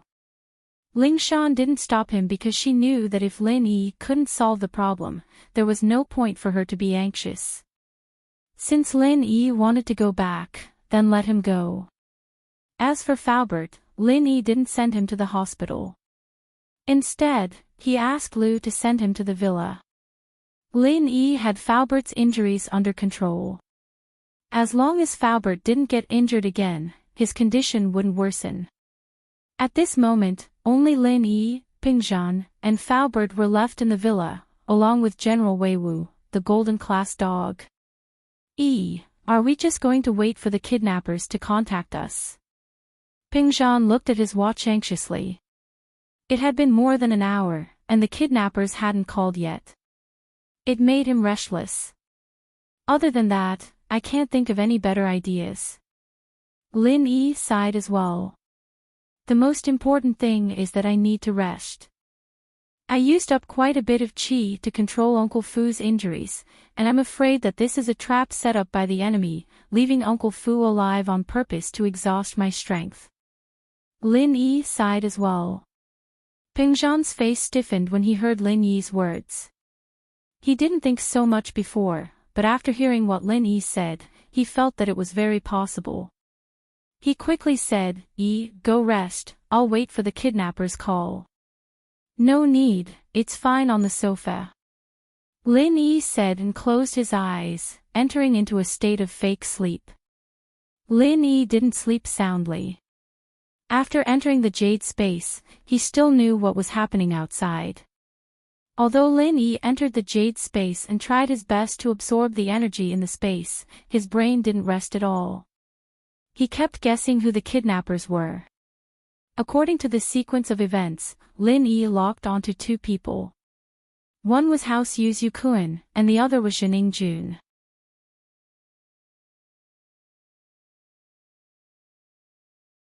Chapter 878. The kidnappers demands with House Yu's style of doing things, they should be here for revenge. Why did they kidnap Meng Yao and Yushu? After killing Faubert, they should be here for him. However, the kidnappers didn't do that. So, Lin Yi thought for a long time and crossed out the possibility of House Yu, leaving only Jining Jun. Although Lin Yi didn't know Jining Jun's background, if Jining Jun could really find such a master to help him, he might be able to do what he did. Firstly, although Jining Jun had a grudge against him, the grudge wasn't with him but with Meng Yao and Yushu. Meng Yao and Yushu were the ones who made him lose face in the billiard room. Although he helped them secretly, Jining Jun didn't know that. After that, at the door of the billiard room, although he was the one who punished him, the one who asked him to punish him was Yushu. So, if the kidnappers were Jining Jun's men, everything would be explained. However, Lin Yi felt uneasy when he thought that the kidnappers were Jining Jun. Jining Jun had been drooling over Meng Yao and Yushu for a long time. Would he do anything to them after this kidnapping? Lu Wangli's deduction was correct. The kidnappers had changed their car in a secluded place. Two identical Land Rovers on the road was simply too eye-catching, and it would easily attract the attention of the police. So, in an empty alley, the man in black and Ma Zhu brought Meng Yao and Yushu to an old Toyota Previa that had been prepared. Previa was also called the Tyrant. It was an early model of business car and there were a lot of them in the market. After changing the car, the group of people didn't stand out and looked very ordinary. As for the two Land Rovers, the people who had contacted them quickly removed the fake license plates and replaced them with real license plates. Each person took one and drove off in two different directions. This way, no one would suspect them anymore. After getting in the car, one of the men in black called Jining Jun, "Master Jun, the hostages are in our hands. We changed cars safely." "Oh. That's great. Good job, I'll call Pingzhan right now." Jining Jun danced happily when he heard that the plan went smoothly. "Oh right, how's Master Ma?" "Old Ma has already followed your instructions and didn't completely kill Li Fu. If Lin Yi wants to save him, he will have to expend a large amount of true qi. At that time, his strength will definitely be weakened and he won't be a threat anymore." The man in black reported. "Good, that's great. Come quickly, I can't wait anymore." Jining Jun nodded. Previously, in order to successfully kill Lin Yi, he purposely told Ma Zhu not to kill Faubert and to leave him alive. Isn't Lin Yi a doctor? If he wanted Faubert to live, he would need to expend a large amount of true qi. This was the plan that Jining Jun thought of when Yao Wang treated him. If he used Faubert's injuries to hold Lin Yi back and make Lin Yi use up a large amount of true qi, then no matter how skilled he was, he wouldn't be a match for Ma Zhu and the firearms team. A medical expert would need to use up a large amount of qi to heal someone. This was also proven by Ma Zhu, which was why the previous scene happened. Otherwise, Ma Zhu wouldn't need to tell Uncle Fu so many times that he kept him alive just to clear up his doubts. This was just to confuse Faubert and make him not know his real purpose. Otherwise, Ma Zhu wouldn't have the time to waste with Faubert. Chu Pingzhan sat on the sofa and waited for the kidnapper's call. However, he felt restless and couldn't calm down at all. Chu Pingzhan glanced at Lin Yi, who was resting with his eyes closed, and stood up abruptly. He felt that he had to do something, but after standing up, he didn't know what to do. Although Lin Yi was resting with his eyes closed, he wasn't idling around. He was thinking of a plan in his mind. Jin Ingjuan's actions had already touched Lin Yi's bottom line. He was thinking that if the kidnappers didn't call after he recovered his strength, then Lin Yi would go straight to House Jin and dig them out even if he had to dig 3 feet into the ground. Just when Chu Pingzhan stood up, the phone in his pocket suddenly rang.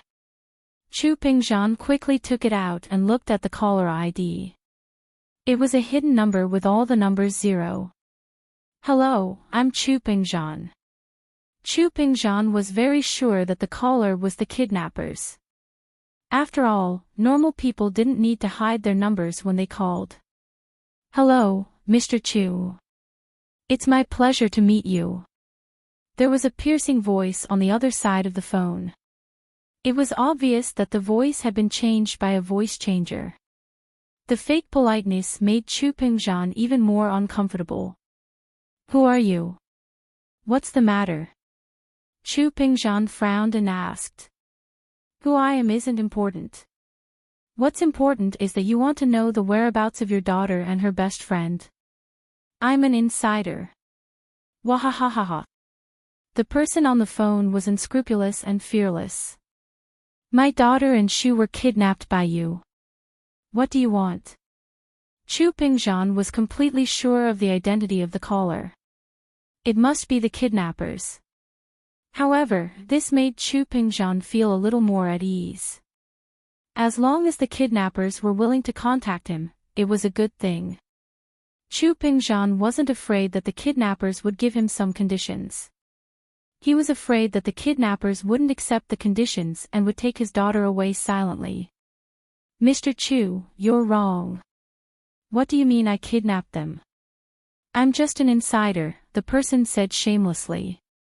"I only heard that Mr. Chu offered a reward of 200 million to anyone who can provide information." "Is that true?" Pingzhan was infuriated by the caller. What the hell was this guy trying to do? He wanted a ransom, but he said it was a bounty. Yes. But Chu Pingzhan knew that he shouldn't anger the kidnappers. He could only nod and say, "That's right. You want 200 million. I can give it to you. But you must guarantee the safety of my daughter and Shu. If they are harmed, I won't give you the money."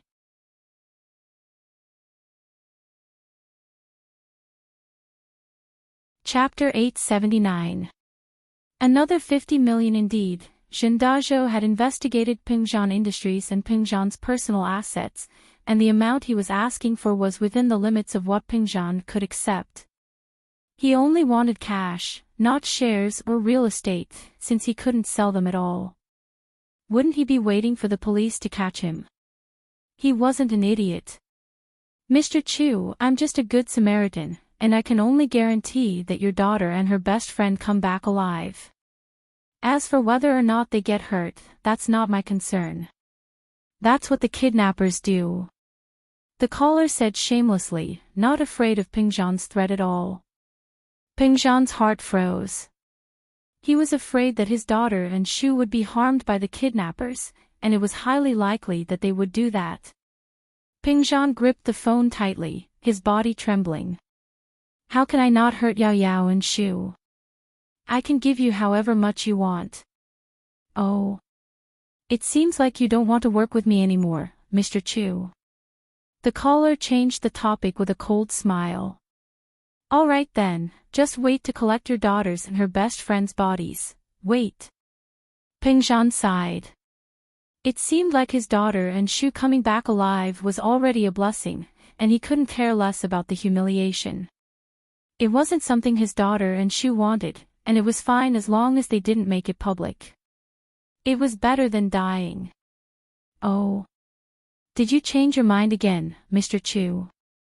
The caller seemed to know that Pingzhan would change his mind and continue the conversation. "All right, I promise you, but please don't hurt them. If possible, I'll think of a way to give you another 50 million as compensation." Pingzhan said. "I, Pingzhan, am a man of my word. You can ask around in the business world about my trustworthiness. I'm a man of my word. I hope you can trust me." "Naturally, I know about your trustworthiness, but this isn't up to me. The caller said faintly. Go get the money now, I'll call you later and tell you how to pay. No problem, I'll prepare it as soon as possible. Pingzhan said. Don't call the police, or your daughter will die a horrible death. The caller reminded Pingzhan. Pingzhan smiled coldly inwardly.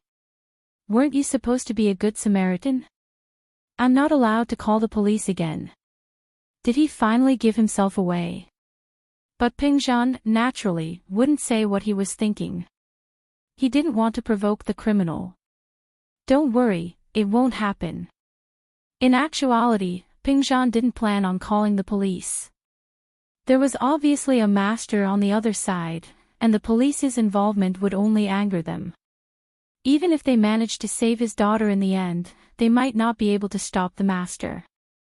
What would they do in the future? This would definitely provoke these people to retaliate even more crazily. The next time, it wouldn't be as simple as kidnapping. Perhaps he would be directly killed like Faubert. Lin Yi's phone rang not long after Pingzhan hung up. Lin Yi had been training in the Jade space, but he could still hear the conversation between Pingzhan and the kidnappers. He didn't say anything, however, because he wanted to make the most of every second he had to recover his strength. Now that his phone was ringing, Lin Yi could only return to reality from the training space. He picked up the phone, thinking that it was also the kidnappers, but it was Ling Shan's number. Hello? Any news? Lin Yi asked. We've already monitored Mr. Pingzhan's phone, and we've heard the call from the kidnappers, but we didn't manage to locate them. The call came from a foreign IP phone server. Ling Shan said, a little regretful. Do you need us to do anything? Not at the moment, I can handle it myself. They obviously have a master, and you're not their match. Lin Yi rejected Ling Shan's help. Ling Shan wasn't too happy with the words "you're not his opponent," but she understood that she really wasn't his opponent. She and Faubert were evenly matched. One was a late-phase Golden Class spiritual practitioner, and the other was a late-phase Golden Class peak physical practitioner. If they really fought, they should be evenly matched. But the kidnappers could injure Faubert with one palm. Ling Shan would probably end up the same if she went. Then. Be careful. Miss Dummy is cheering for you. Ling Shan didn't know why, but she was a little worried. He pressured her so much, and she was actually worried for him. Ling Shan didn't understand her own thoughts either. Okay. Lin Yi hung up. The reason why Songshan was called Songshan was because there were many mountains nearby. Other than Shuangyan Mountain that was developed into a tourist attraction, some of the steeper mountains weren't developed. Normally, no one would go up there. Among these steep mountains, there was one called South Mirror Mountain. Of course, this was a common name given to the mountain by the locals. As for the geographical name of the mountain, almost no one could say for sure. Even the name of this mountain might not be on the map. The reason why South Mirror Mountain was called South Mirror Mountain was because it was located to the south of Songshan. The name Mirror meant that the mountain was very steep and full of rocks. After the rain, it was as smooth as a mirror. In short, there was nothing on the mountain, and normal people wouldn't go up there. Today, there were 2 cars parked at the foot of the mountain. One was a Benz with a Donghai license plate, and the other was a Toyota Previa. On the mountain, Jiningjun just called Pingzhan with a voice changer. He hesitated for a moment. Originally, he wanted to ask Pingzhan for 200 million, play with his daughter and Yushu, and then kill Lin Yi. That would be the end of the debt. However, when he said that Pingzhan would give him another 50 million, he was tempted. That was 50 million.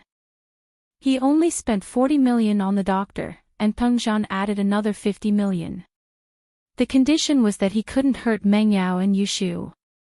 Jiningjun would be lying if he said that he wasn't tempted. He was really tempted. What kind of concept was 50 million? 10,000 was enough to find a prostitute, let alone 50 million. It was too much for him to play with Meng Yao and Yushu.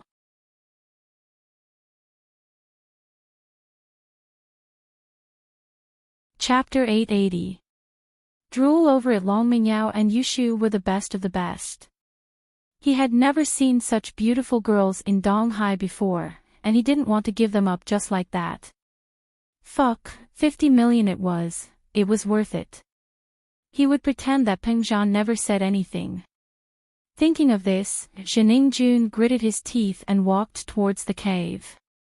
After negotiating the price with Peng Zhan, it was time for him to enjoy the two beauties. After Meng Yao and Yushu woke up, they realized that their hands and feet were tied up and they were thrown into a cave. The light was dim and they couldn't see clearly. Yao Yao sis. Are you awake? Yushu subconsciously called Meng Yao as soon as she woke up. Yes. Meng Yao woke up 10 minutes earlier than Yushu. She was looking around the cave with an indescribable sadness on her face.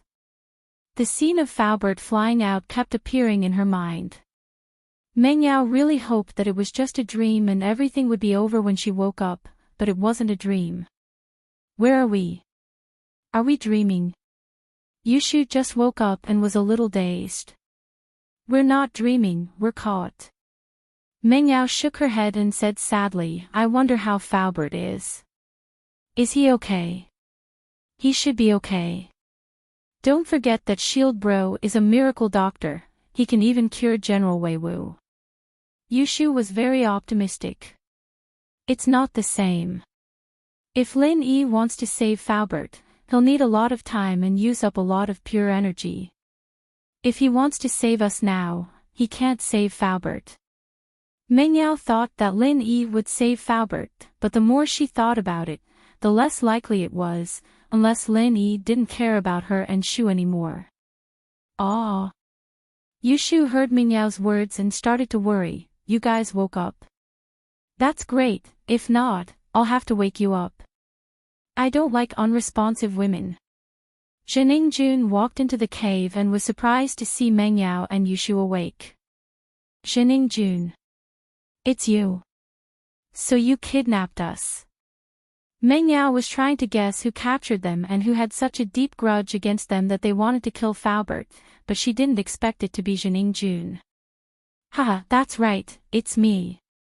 Zhening Jun laughed. How is it? You didn't expect this, did you? I didn't expect that. We don't have any deep hatred, do we? Why did you do it? Meng Yao asked.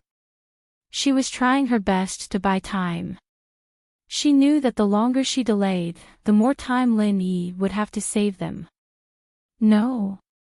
You made me have a crooked mouth and crippled legs, and you say I don't have a deep hatred for you. The most infuriating thing is that he even did something to my body, causing me to be impotent. Zhening Jun was enraged when Meng Yao mentioned the hatred between them. His eyes were filled with anger. Thank God Yao Wang saved me or I would have become a living eunuch. This was all because I kicked an old lady who was picking up scraps, and what I kicked was the sack in her hands, and you guys let that bastard do this to me. Don't you think this is a deep grudge? Meng Yao and Yushu paused. They knew that Lin Yi had given him a crooked mouth and a limp leg, but they didn't think much of it, thinking that it was just a temporary thing. They didn't know that Lin Yi had given him some sort of impotence. The two couldn't help but blush when they heard the word since it involved their privacy.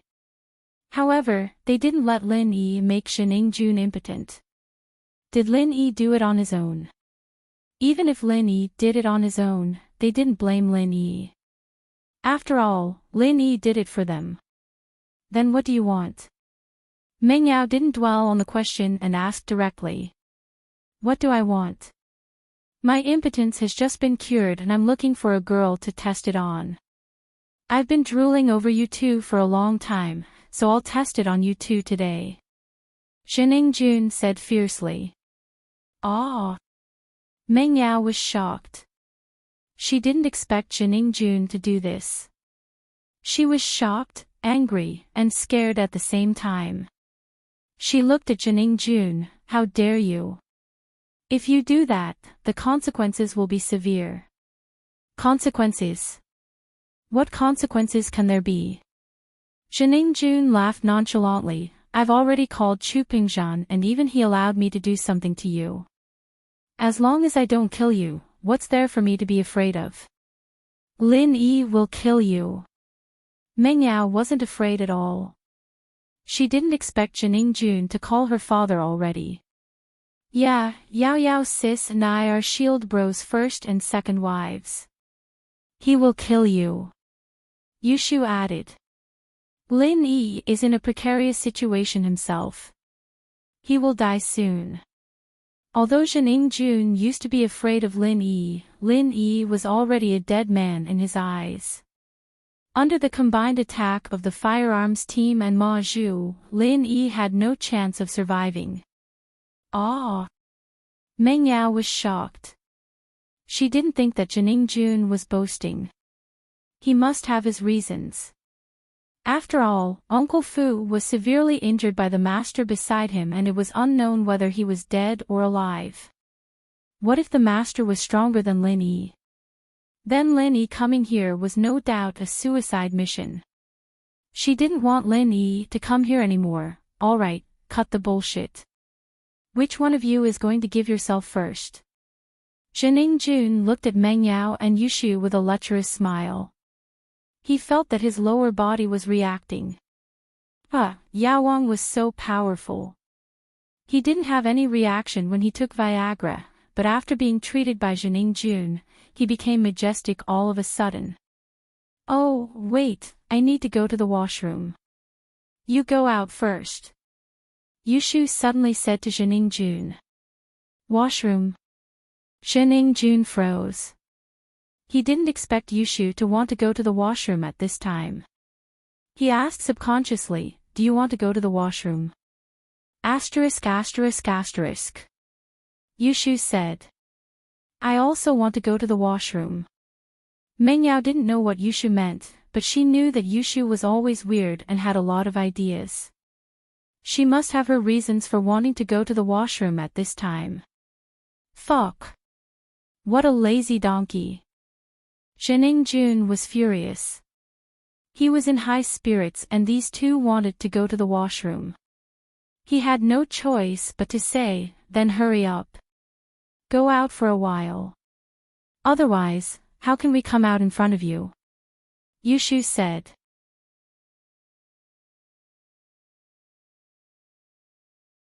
Chapter 881. You win? No, if you don't go out, I can't come out. I will pee my pants. Yushu didn't give up. You. Jun cursed, you win.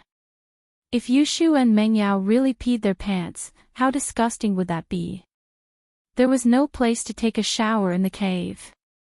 How was he going to play if they peed their pants? Jun had no choice but to leave the cave. But Yushu called out again, hey, how can I go to the washroom with my hands tied up?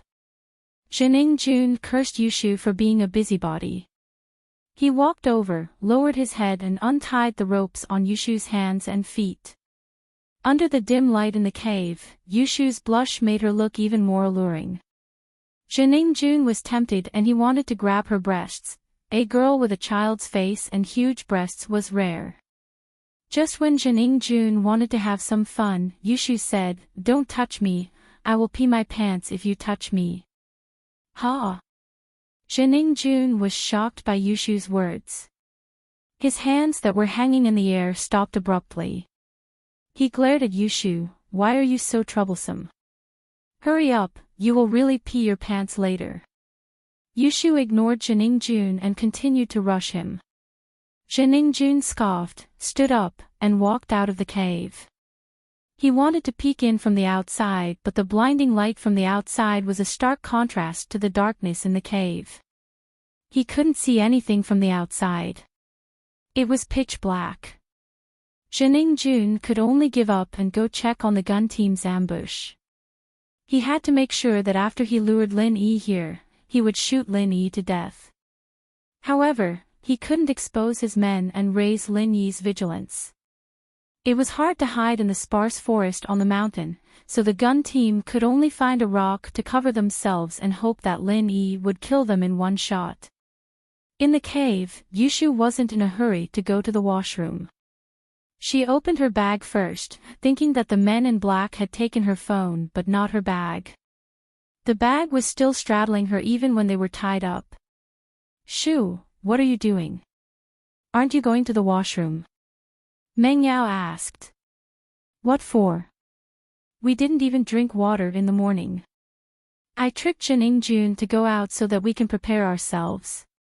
We can't let him do that," Yushu said as she quickly flipped through her bag. Meng Yao frowned. "You have a way to avoid it." "Yeah, I don't like him." "Yao sis, you should save your first time for Shield bro, how can you give it to an idiot like him?" Yushu nodded. "Why am I involved again? You wanted to give it to Lin Yi, didn't you?" Meng Yao didn't know whether to laugh or cry as she glared at Yushu, still in the mood to joke around at a time like this.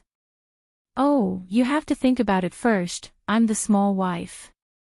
Yushu suddenly shouted in surprise. "I found it." Meng Yao looked at the thing in Yushu's hands. It was a pack of sanitary napkins. She paused for a moment and understood Yushu's plan, but she was still suspicious. "You want to trick him with this? Will it work? Although that Jun looks dumb, he shouldn't be that easy to trick, right?"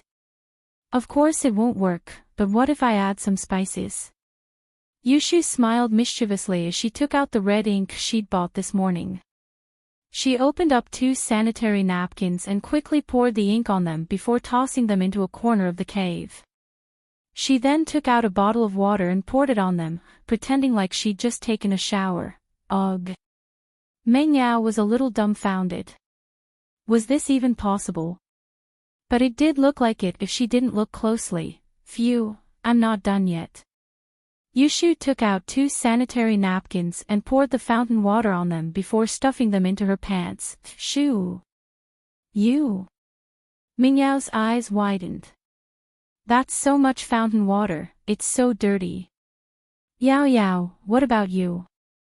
Come, I'll help you put it in your pants."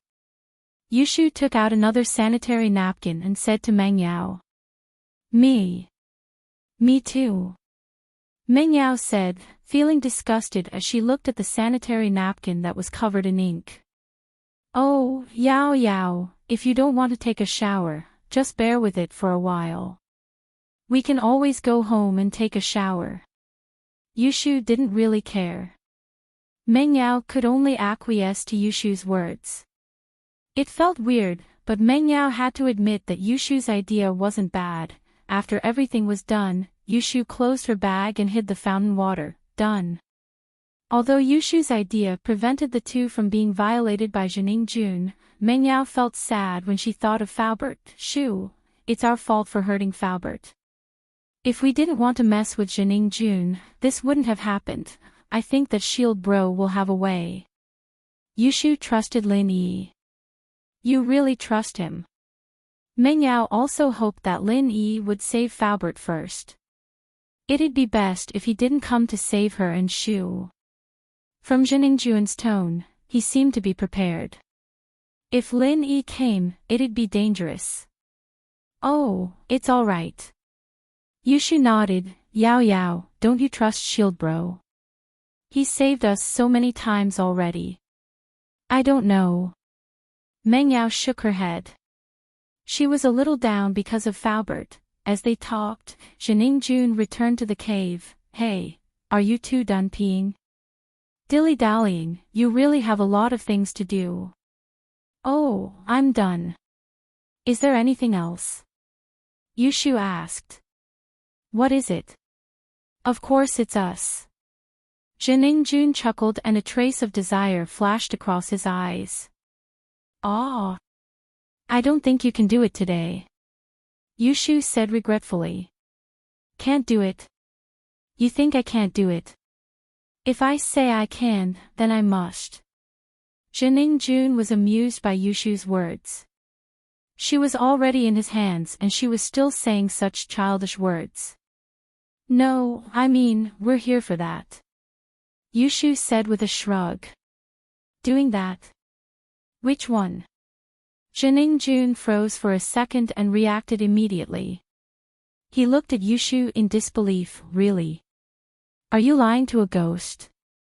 But you're not a ghost. Yushu shook her head. If you don't believe me, look over there. There's our sanitary napkins.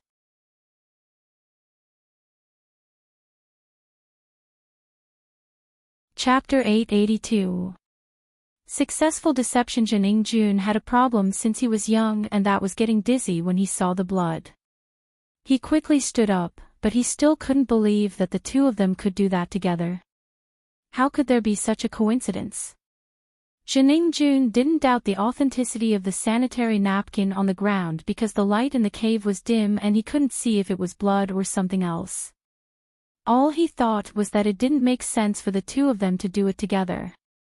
You two came together. Jun frowned as he looked at Yushu and Mengyao. Yeah, actually, we're Lin Yi's first and second wives, and we always do threesomes together. In order to ensure that we can do it for 25 days a month, we purposely mixed our periods with medicine. Yushu said shyly with a serious face. Ha! Jun froze. You're not *S. Of course not. Yushu looked at Jun in disdain. We're already 18 years old, how can we still be *S? Jun was confused by Yushu and didn't know if she was telling the truth or not. However, Mengyao did say that if he touched them, Lin Yi would kill him. Could they really be Lin Yi's first and second wives? Wasn't Lin Yi a bodyguard? That's right, a master of medicine like Lin Yi would be treated like a VIP no matter where he went. Even Master Bing respected Yao Wang, so how could Lin Yi be willing to be a follower for two girls? Jun didn't believe that Lin Yi had nothing to do with them. Now, it seemed like Yushu wasn't lying. You're not lying. Take off your pants, let me check. Jun would believe it if Mengyao did it, but Yushu was too cunning and he didn't believe her. Oh, okay. I'll show it to you, turn around first. Yushu said to Jun. Don't play tricks, take off your pants and let me see. Jun naturally wouldn't turn around as he was afraid that Yushu would play tricks on him. Okay, I'll take it out for you to see. Yushu turned around and quickly took out something from her pants and passed it to Jun. Here. Jun was shocked when Yushu handed him something bloody. He subconsciously moved back and took a closer look. It was indeed a sanitary napkin with blood on it. He quickly waved his hand. Take it away, take it away. He had a phobia for blood, and the sight of it made him dizzy.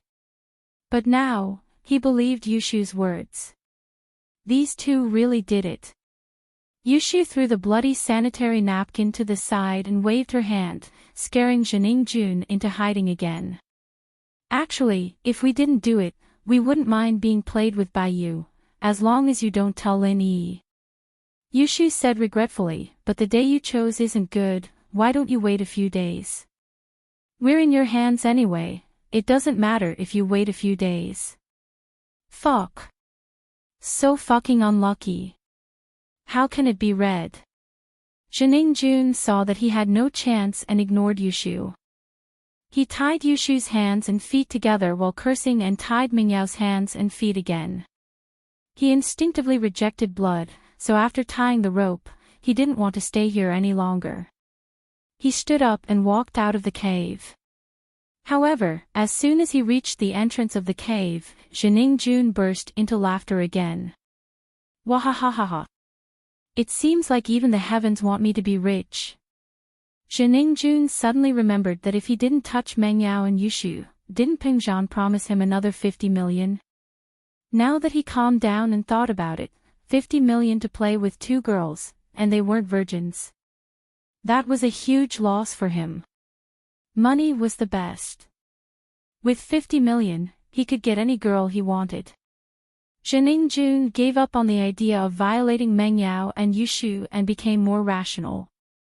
The more he thought about it, the more he felt that it wasn't worth it. Fortunately, these two girls were popular. Otherwise, he would have lost 50 million yuan just because of that moment of pleasure. Jun picked up his phone and dialed Peng Zhan's number again. Peng Zhan wanted to discuss a plan with Lin Yi after receiving the call, but Ling Shan's call came before he could even open his mouth. The kidnappers asked for 200 million. Peng Zhan said after Ling Shan and Lin Yi hung up. The kidnappers asked for 200 million, then give it to him. I'm just afraid that he won't be able to spend it even if he takes it, Lin Yi said indifferently. I also think so. As long as Yao Yao and Shu are safe and sound, no matter how much money it is, I will give it to him. Peng Zhan sighed, but it sounds like a kidnapper. He has other intentions towards Yao Yao and Shu. This was what he was most worried about. He hoped that the two girls could buy as much time as they could and wait for him to save them. That Shu girl was smart. She should be able to think of a way to deal with this situation. As the two were talking, Peng Zhan's phone rang again. Peng Zhan looked at the caller ID with a serious expression. It was still the same number with a bunch of zeros. He picked it up seriously. Hello. Mr. Chu, after careful consideration, I've decided to accept your suggestion. 250 million, I won't hurt your daughter and her best friend.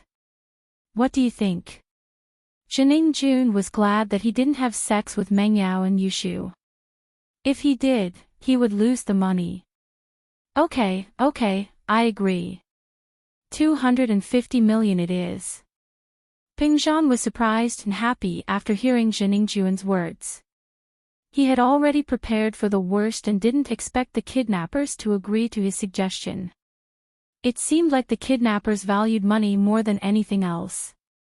Peng Zhan didn't know that Yushu caused a strange incident that made Jun give up. Great. But, I don't want you to give it to me later. I want you to give me 250 million together, is that okay? Although Jun knew that Peng Zhan had a good reputation, that was only for business partners. He was playing the role of a kidnapper. How could he talk about his reputation with a kidnapper?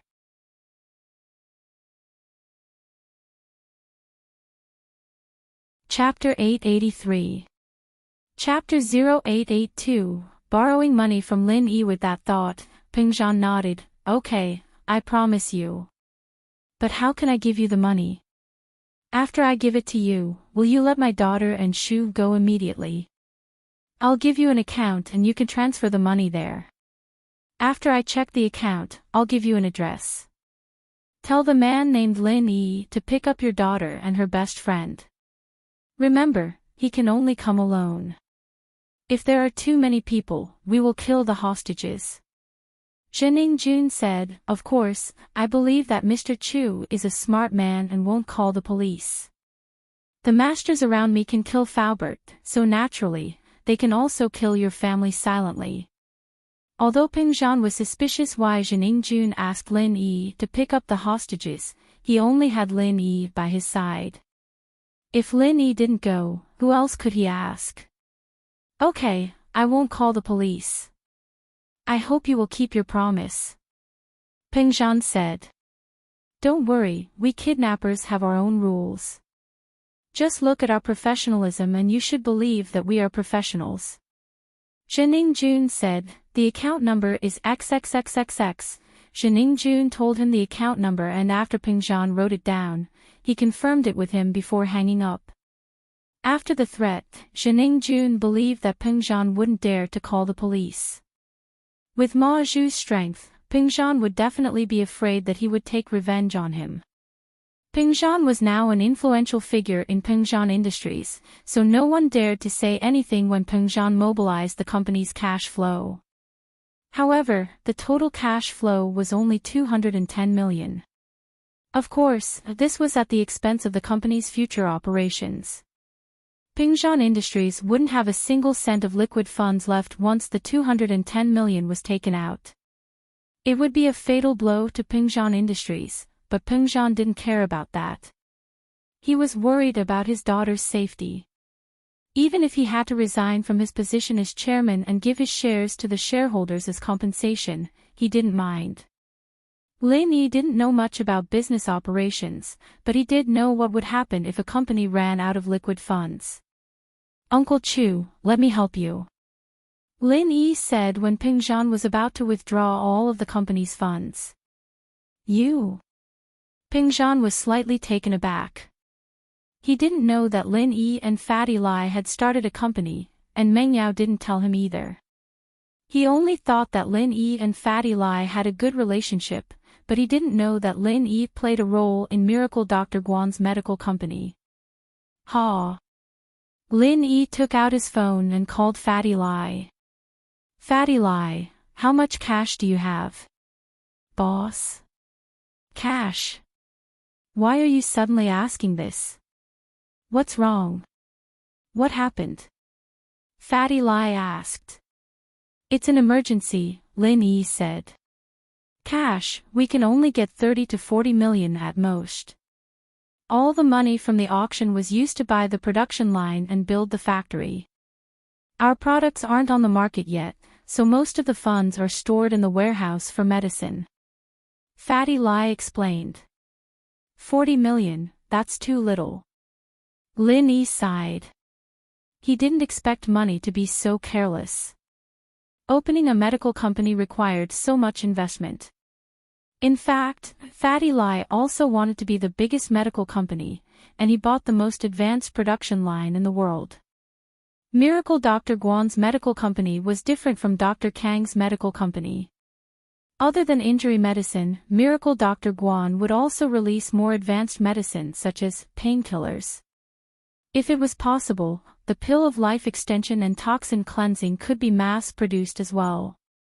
That would require very advanced equipment, so Fatty Lai decided to get everything done in one go. According to the current calculations, 30 to 40 million in liquid funds was enough to successfully push Miracle Dr. Guan's first hit product, Miracle Dr. Guan's injury medicine, onto the market. 30 to 40 million wasn't even needed. Because of the poisoning of the first middle school students, Miracle Dr. Guan's medical company's name had already spread far and wide. There was no need to advertise anymore. Once the product was put on the market and the sales increased, it could instantly generate hundreds of millions of profits. Lin Yi knew that Fatty Lai was planning according to the company's current situation. He probably didn't expect him to suddenly need money, so he didn't blame him. "Boss, should I borrow some money from my brother?" Fatty Lai could tell that Lin Yi was in a hurry, so he suggested. No need. Lin Yi knew that Fatty Lai and his brother weren't on good terms, so he rejected the suggestion. "You have Lu Tiany's number, right? Give it to me, I'll borrow some from him." "Yes, wait a moment, his number is 139x times x times x. Fatty Lai gave a number to Lin Yi. Lin Yi remembered Lu Tiany's number and called him. Lu Tiany remembered Lin Yi's number, but Lin Yi didn't remember his number. Now that Lin Yi called, Lu Tiany was shocked. He didn't expect Lin Yi to call him. As the young master of House Lu, Lu Tiany naturally knew how important Lin Yi was to House Lu. It could be said that he had been thinking of ways to get close to Lin Yi, but he didn't have the chance. He had some conflict with Lin Yi before, and it could be said that their relationship wasn't that harmonious. After that, he offended Lin Yi because of his wife's nephew, Wu Chintian. This caused the relationship between House Lu and Lin Yi to sink to a freezing point. Fortunately, he was humble and low profile, and that was how things got better. Lu Tiany was filled with regret. If it weren't for his useless wife, he wouldn't have become enemies with Lin Yi.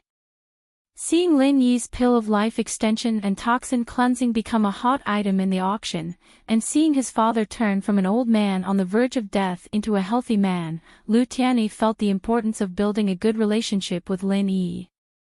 That was why he envied Lai Changyi. This fatty Lai was just a small businessman, and his business wasn't that big. But now, he had become Lin Yi's follower. He was so amazing, so amazing. Before, Lu Tianyi was polite when he spoke to Fatty Lai, but he still took the lead. But now, the two of them had swapped positions, and Lu Tianyi and Fatty Lai were talking very carefully. It couldn't be helped, his boss was amazing.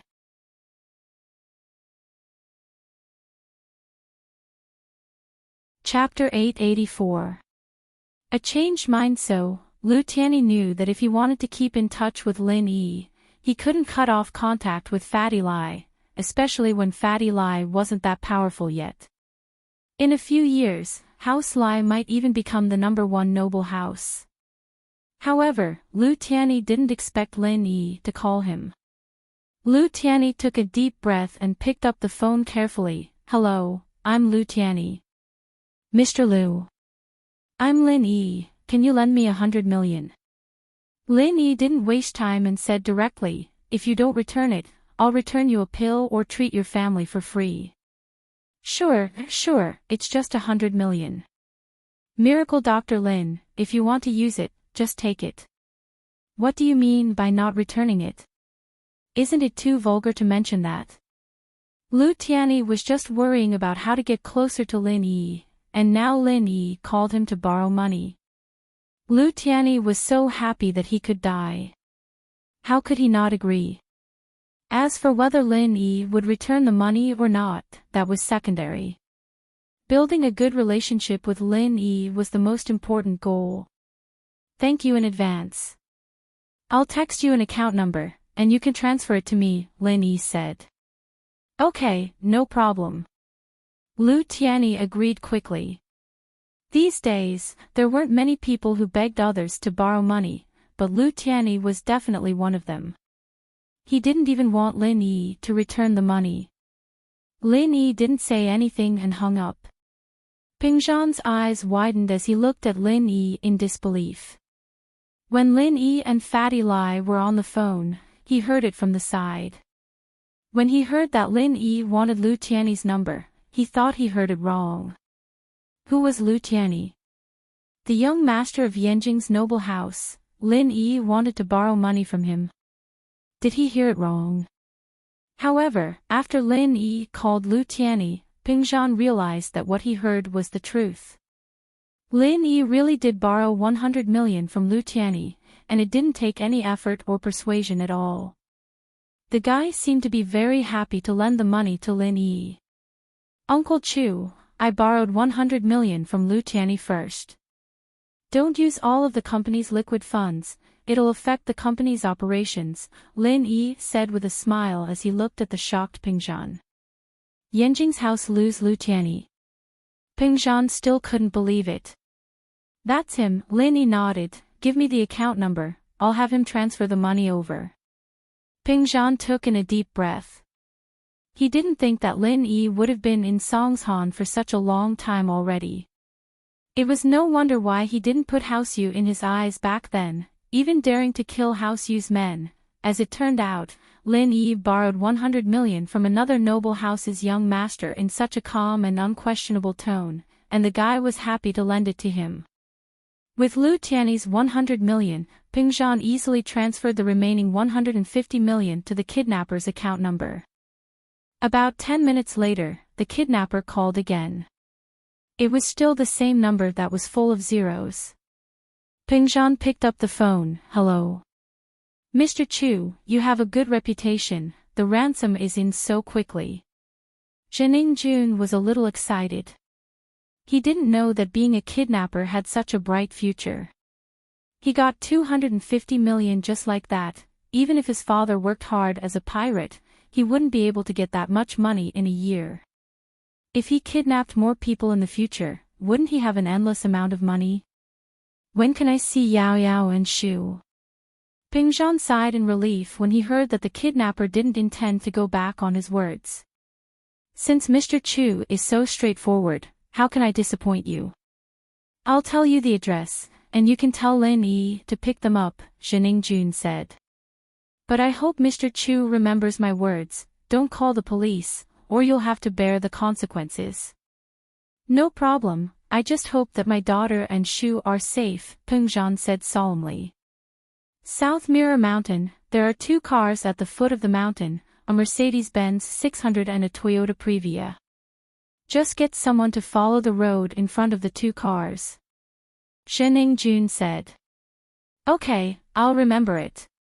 Pengzhan knew about South Mirror Mountain, but he didn't expect the kidnapper to bring his daughter to such a desolate place. It wouldn't be easy to find them with just the police force. Zhening Jun didn't say anything else and hung up the phone. He was waiting for Lin Yi to come and give Lin Yi a fatal blow, making him stay in South Mirror Mountain forever.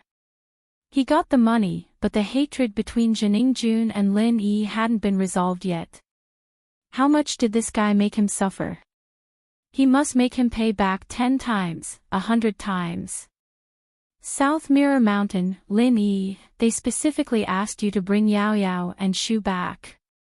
Pengzhan hesitated and said to Lin Yi, I feel like they're plotting something. Otherwise, why didn't they just release Yao Yao and Shu directly? Why did they ask you to go? Maybe they want to deal with me. Lin Yi said indifferently, if I'm not wrong, I already know who did this. Who? Pengzhan froze and asked. Zhening Jun. Lin Yi said, it can't be House Yu. From what I can see, it can only be House Shen. House Shen. House Shen of Donghai. Shindazhou. Since when did you guys offend someone like that? Pengzhan paused. He didn't have any interactions with Shindazhou, let alone any grudges. Lin Yi briefly told Pengzhan about what happened in the billiard room that day and how Zhening Jun lusted after Meng Yao and Yushu, as well as how Zhening Jun punished him after they left. Pengzhan shook his head and smiled bitterly. He didn't blame Lin Yi because strictly speaking, it was Yushu's fault and it had nothing to do with Lin Yi. Lin Yi, you're saying that other than money, they also want to deal with you. Pengzhan thought for a while and said seriously. That should be the case. Although Shu asked me to do it, I'm the one who carried it out. Zhening Jun might hate me to the core. That master is probably waiting for me on the mountain. Lin Yi shrugged, it's far from the city, no one will notice if something happens there. It's a good place to kill.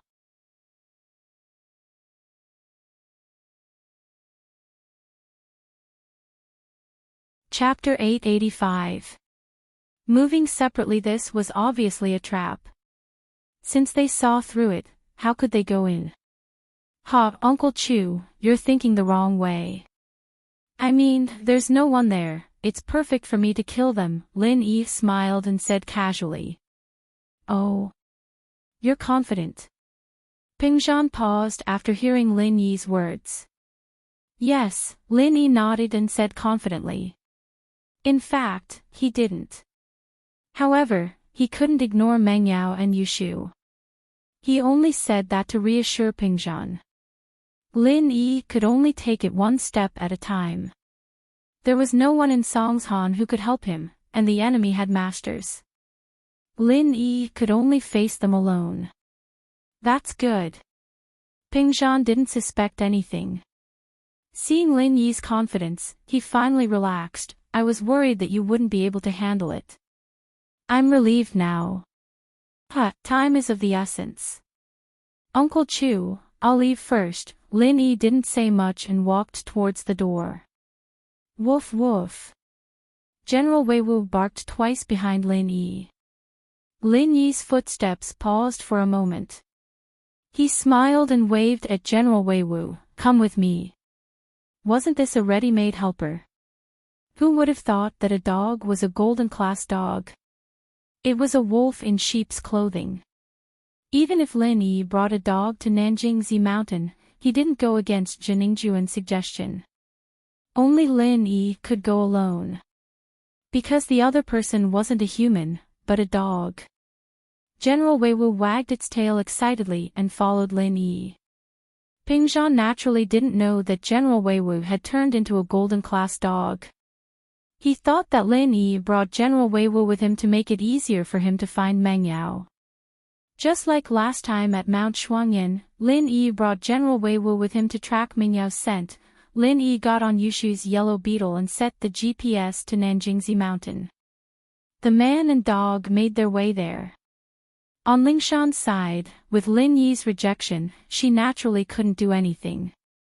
The other party was obviously a master, and she didn't know if she'd be helping or causing trouble. Since Lin Yi said he didn't need her, she could only wait anxiously in the police station. Fortunately, Ping Zhan hadn't pressured the police through anyone, and there was no news of him at all after he returned.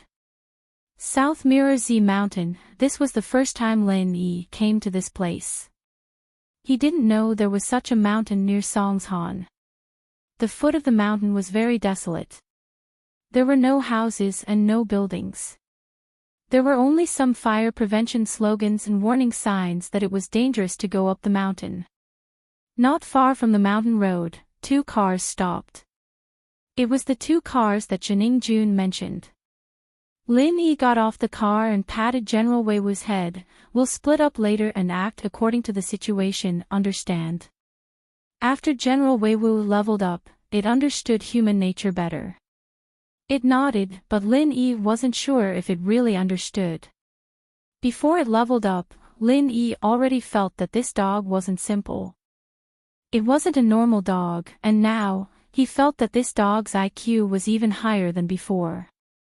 The steep mountain road was nothing to Lin Yi, let alone General Wei Wu.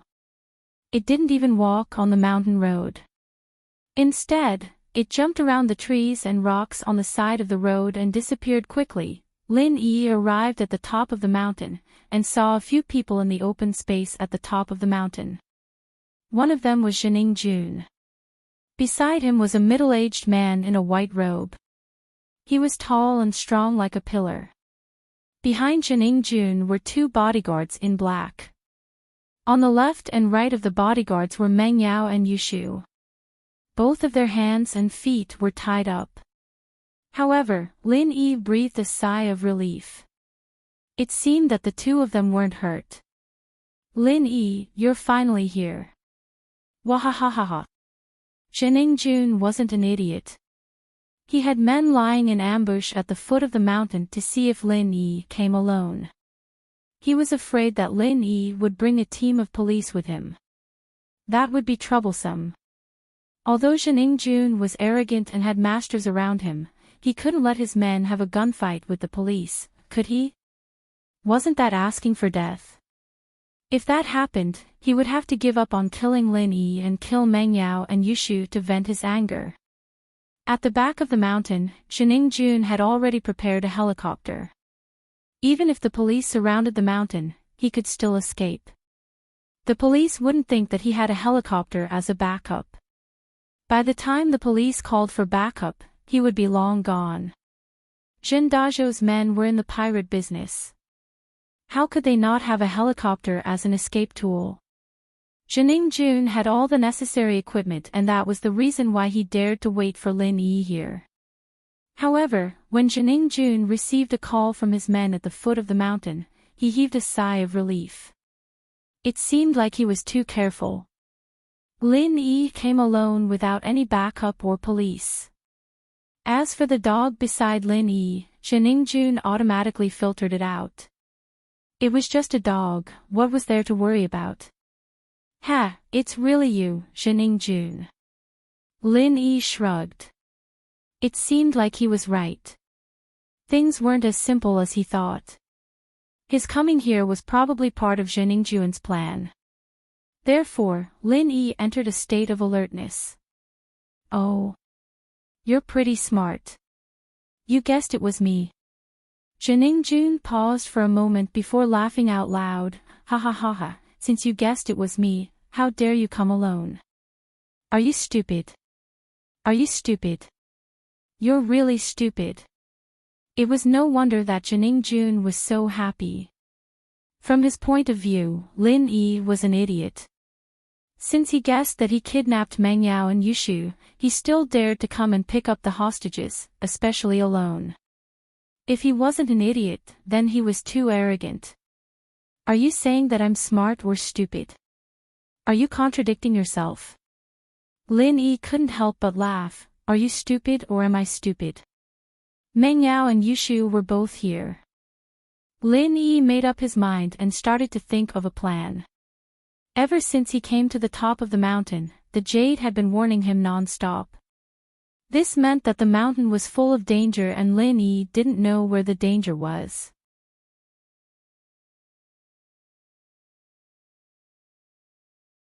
Chapter 886. A sudden turn of events. Don't be so quick with your words. Jining Jun sneered. Lin Yi, I will return the humiliation you made me suffer 10 times, 100 times more. As he finished speaking, Jining Jun made a hand gesture and the warning signal on Lin Yi's chest suddenly became urgent. This position was dangerous and Lin Yi dodged instinctively. A bullet brushed past him. It was a gun with a silencer. The bullet surprised Lin Yi. He didn't think that Jining Jun would use a gun against him. Lin Yi guessed that Jining Jun wanted to rely on the master to kill him. However, a few bullets couldn't hurt Lin Yi at all. Since Lin Yi was on guard, he wouldn't let the bullets hit him. One bullet missed, and following that, a series of bang bang bang sounded. It was like a bamboo tube popping beans. Countless bullets flew towards Lin Yi's direction. So many people. Lin Yi didn't think that Jining Jun would have so many people waiting for him with guns. He was definitely a strong opponent.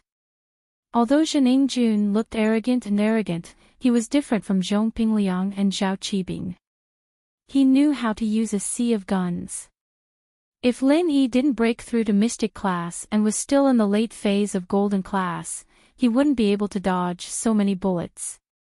However, Lin Yi had already advanced to Mystic Class and relied on his agile skills and unique footwork from when he was an assassin. He barely dodged the first round of bullets. Continue shooting. Shoot, shoot, shoot. Shoot him to death. Jining Jun saw that Lin Yi narrowly dodged a round of bullets and he was instantly enraged. You bunch of idiots, you can't even kill one person with so many guns. Jining Jun was quite a distance away from Lin Yi and he wasn't worried that Lin Yi would rush over, so he spoke without restraint. After all, even if Lin Yi rushed over, he still had Ma Zhu with him. Bang! Bang! Bang! The dull gunshots sounded again, but this time, there was an accident. Ouch! Accompanied by the muffled sound of the bullets, a scream was suddenly heard. A gunman who had been lying in ambush instantly flew out from behind the rock he was hiding in and fell to the ground. His body twitched twice, and a trace of blood flowed out from the corner of his mouth. Then, he could no longer move. The sudden turn of events left everyone dumbfounded for a moment. Jining Jun was dumbfounded, Ma Zhu was dumbfounded, and the 2 bodyguards were dumbfounded. The snipers lying in ambush were also dumbfounded. They didn't expect their partner who was lying in ambush to suddenly fly into the air. With a swoosh, he flew out from behind the rock as if there was a spring under his butt and fell to the ground. No one knew if he was dead or alive. However, just as they were wondering what was going on, an accident happened again. Ouch! Another scream. Another gunman who was lying in ambush completed his dream of pretending to be a Superman. With a swoosh, he flew out and fell to the ground. This time, he didn't even twitch and fainted. No one knew if he was dead or alive. What's going on? What's going on? Lin Yi, did you bring someone? Jining Jun's face instantly showed vigilance. No matter how stupid he was, he knew that an accident happened and this accident must have something to do with Lin Yi. I didn't. Lin Yi shook his head. I really didn't bring anyone. You told me to come alone, so I came alone. This. Jun heard Lin Yi's confidence and was taken aback. It wasn't that he didn't believe Lin Yi. After all, it didn't matter if Lin Yi admitted that he brought someone else or not. Both parties had already started fighting and Lin Yi had no reason to lie to him. However, Lin Yi said that he didn't bring anyone. This made Jun confused. Just as Jun was puzzled, another gun squad member who was lying in ambush turned into a flying man and flew out with a whoosh, falling to the ground like a corpse. The enemy has helpers. They don't seem to be human. Ma Zhu frowned as he said word by word. He was a master of physical attacks and defense, but his eyesight wasn't good. He only made his judgment based on the current signs. Young Master Jun, why don't we retreat a little? It's a little dangerous here. A bodyguard beside Jun suggested carefully. Okay. Jun was a little scared and didn't dare to show off anymore. He retreated behind Meng Yao and Yushu, using them as his shield. Meng Yao and Yushu were actually very excited when they saw Lin Yi coming to save them. Although Meng Yao felt that it was dangerous for Lin Yi to come here, she suddenly felt relieved when she saw Lin Yi. That feeling was as if she found someone she could rely on. She was no longer afraid and nervous. It was a good and warm feeling. However, Meng Yao and Yushu didn't know that Jun had a gunman lying in ambush nearby.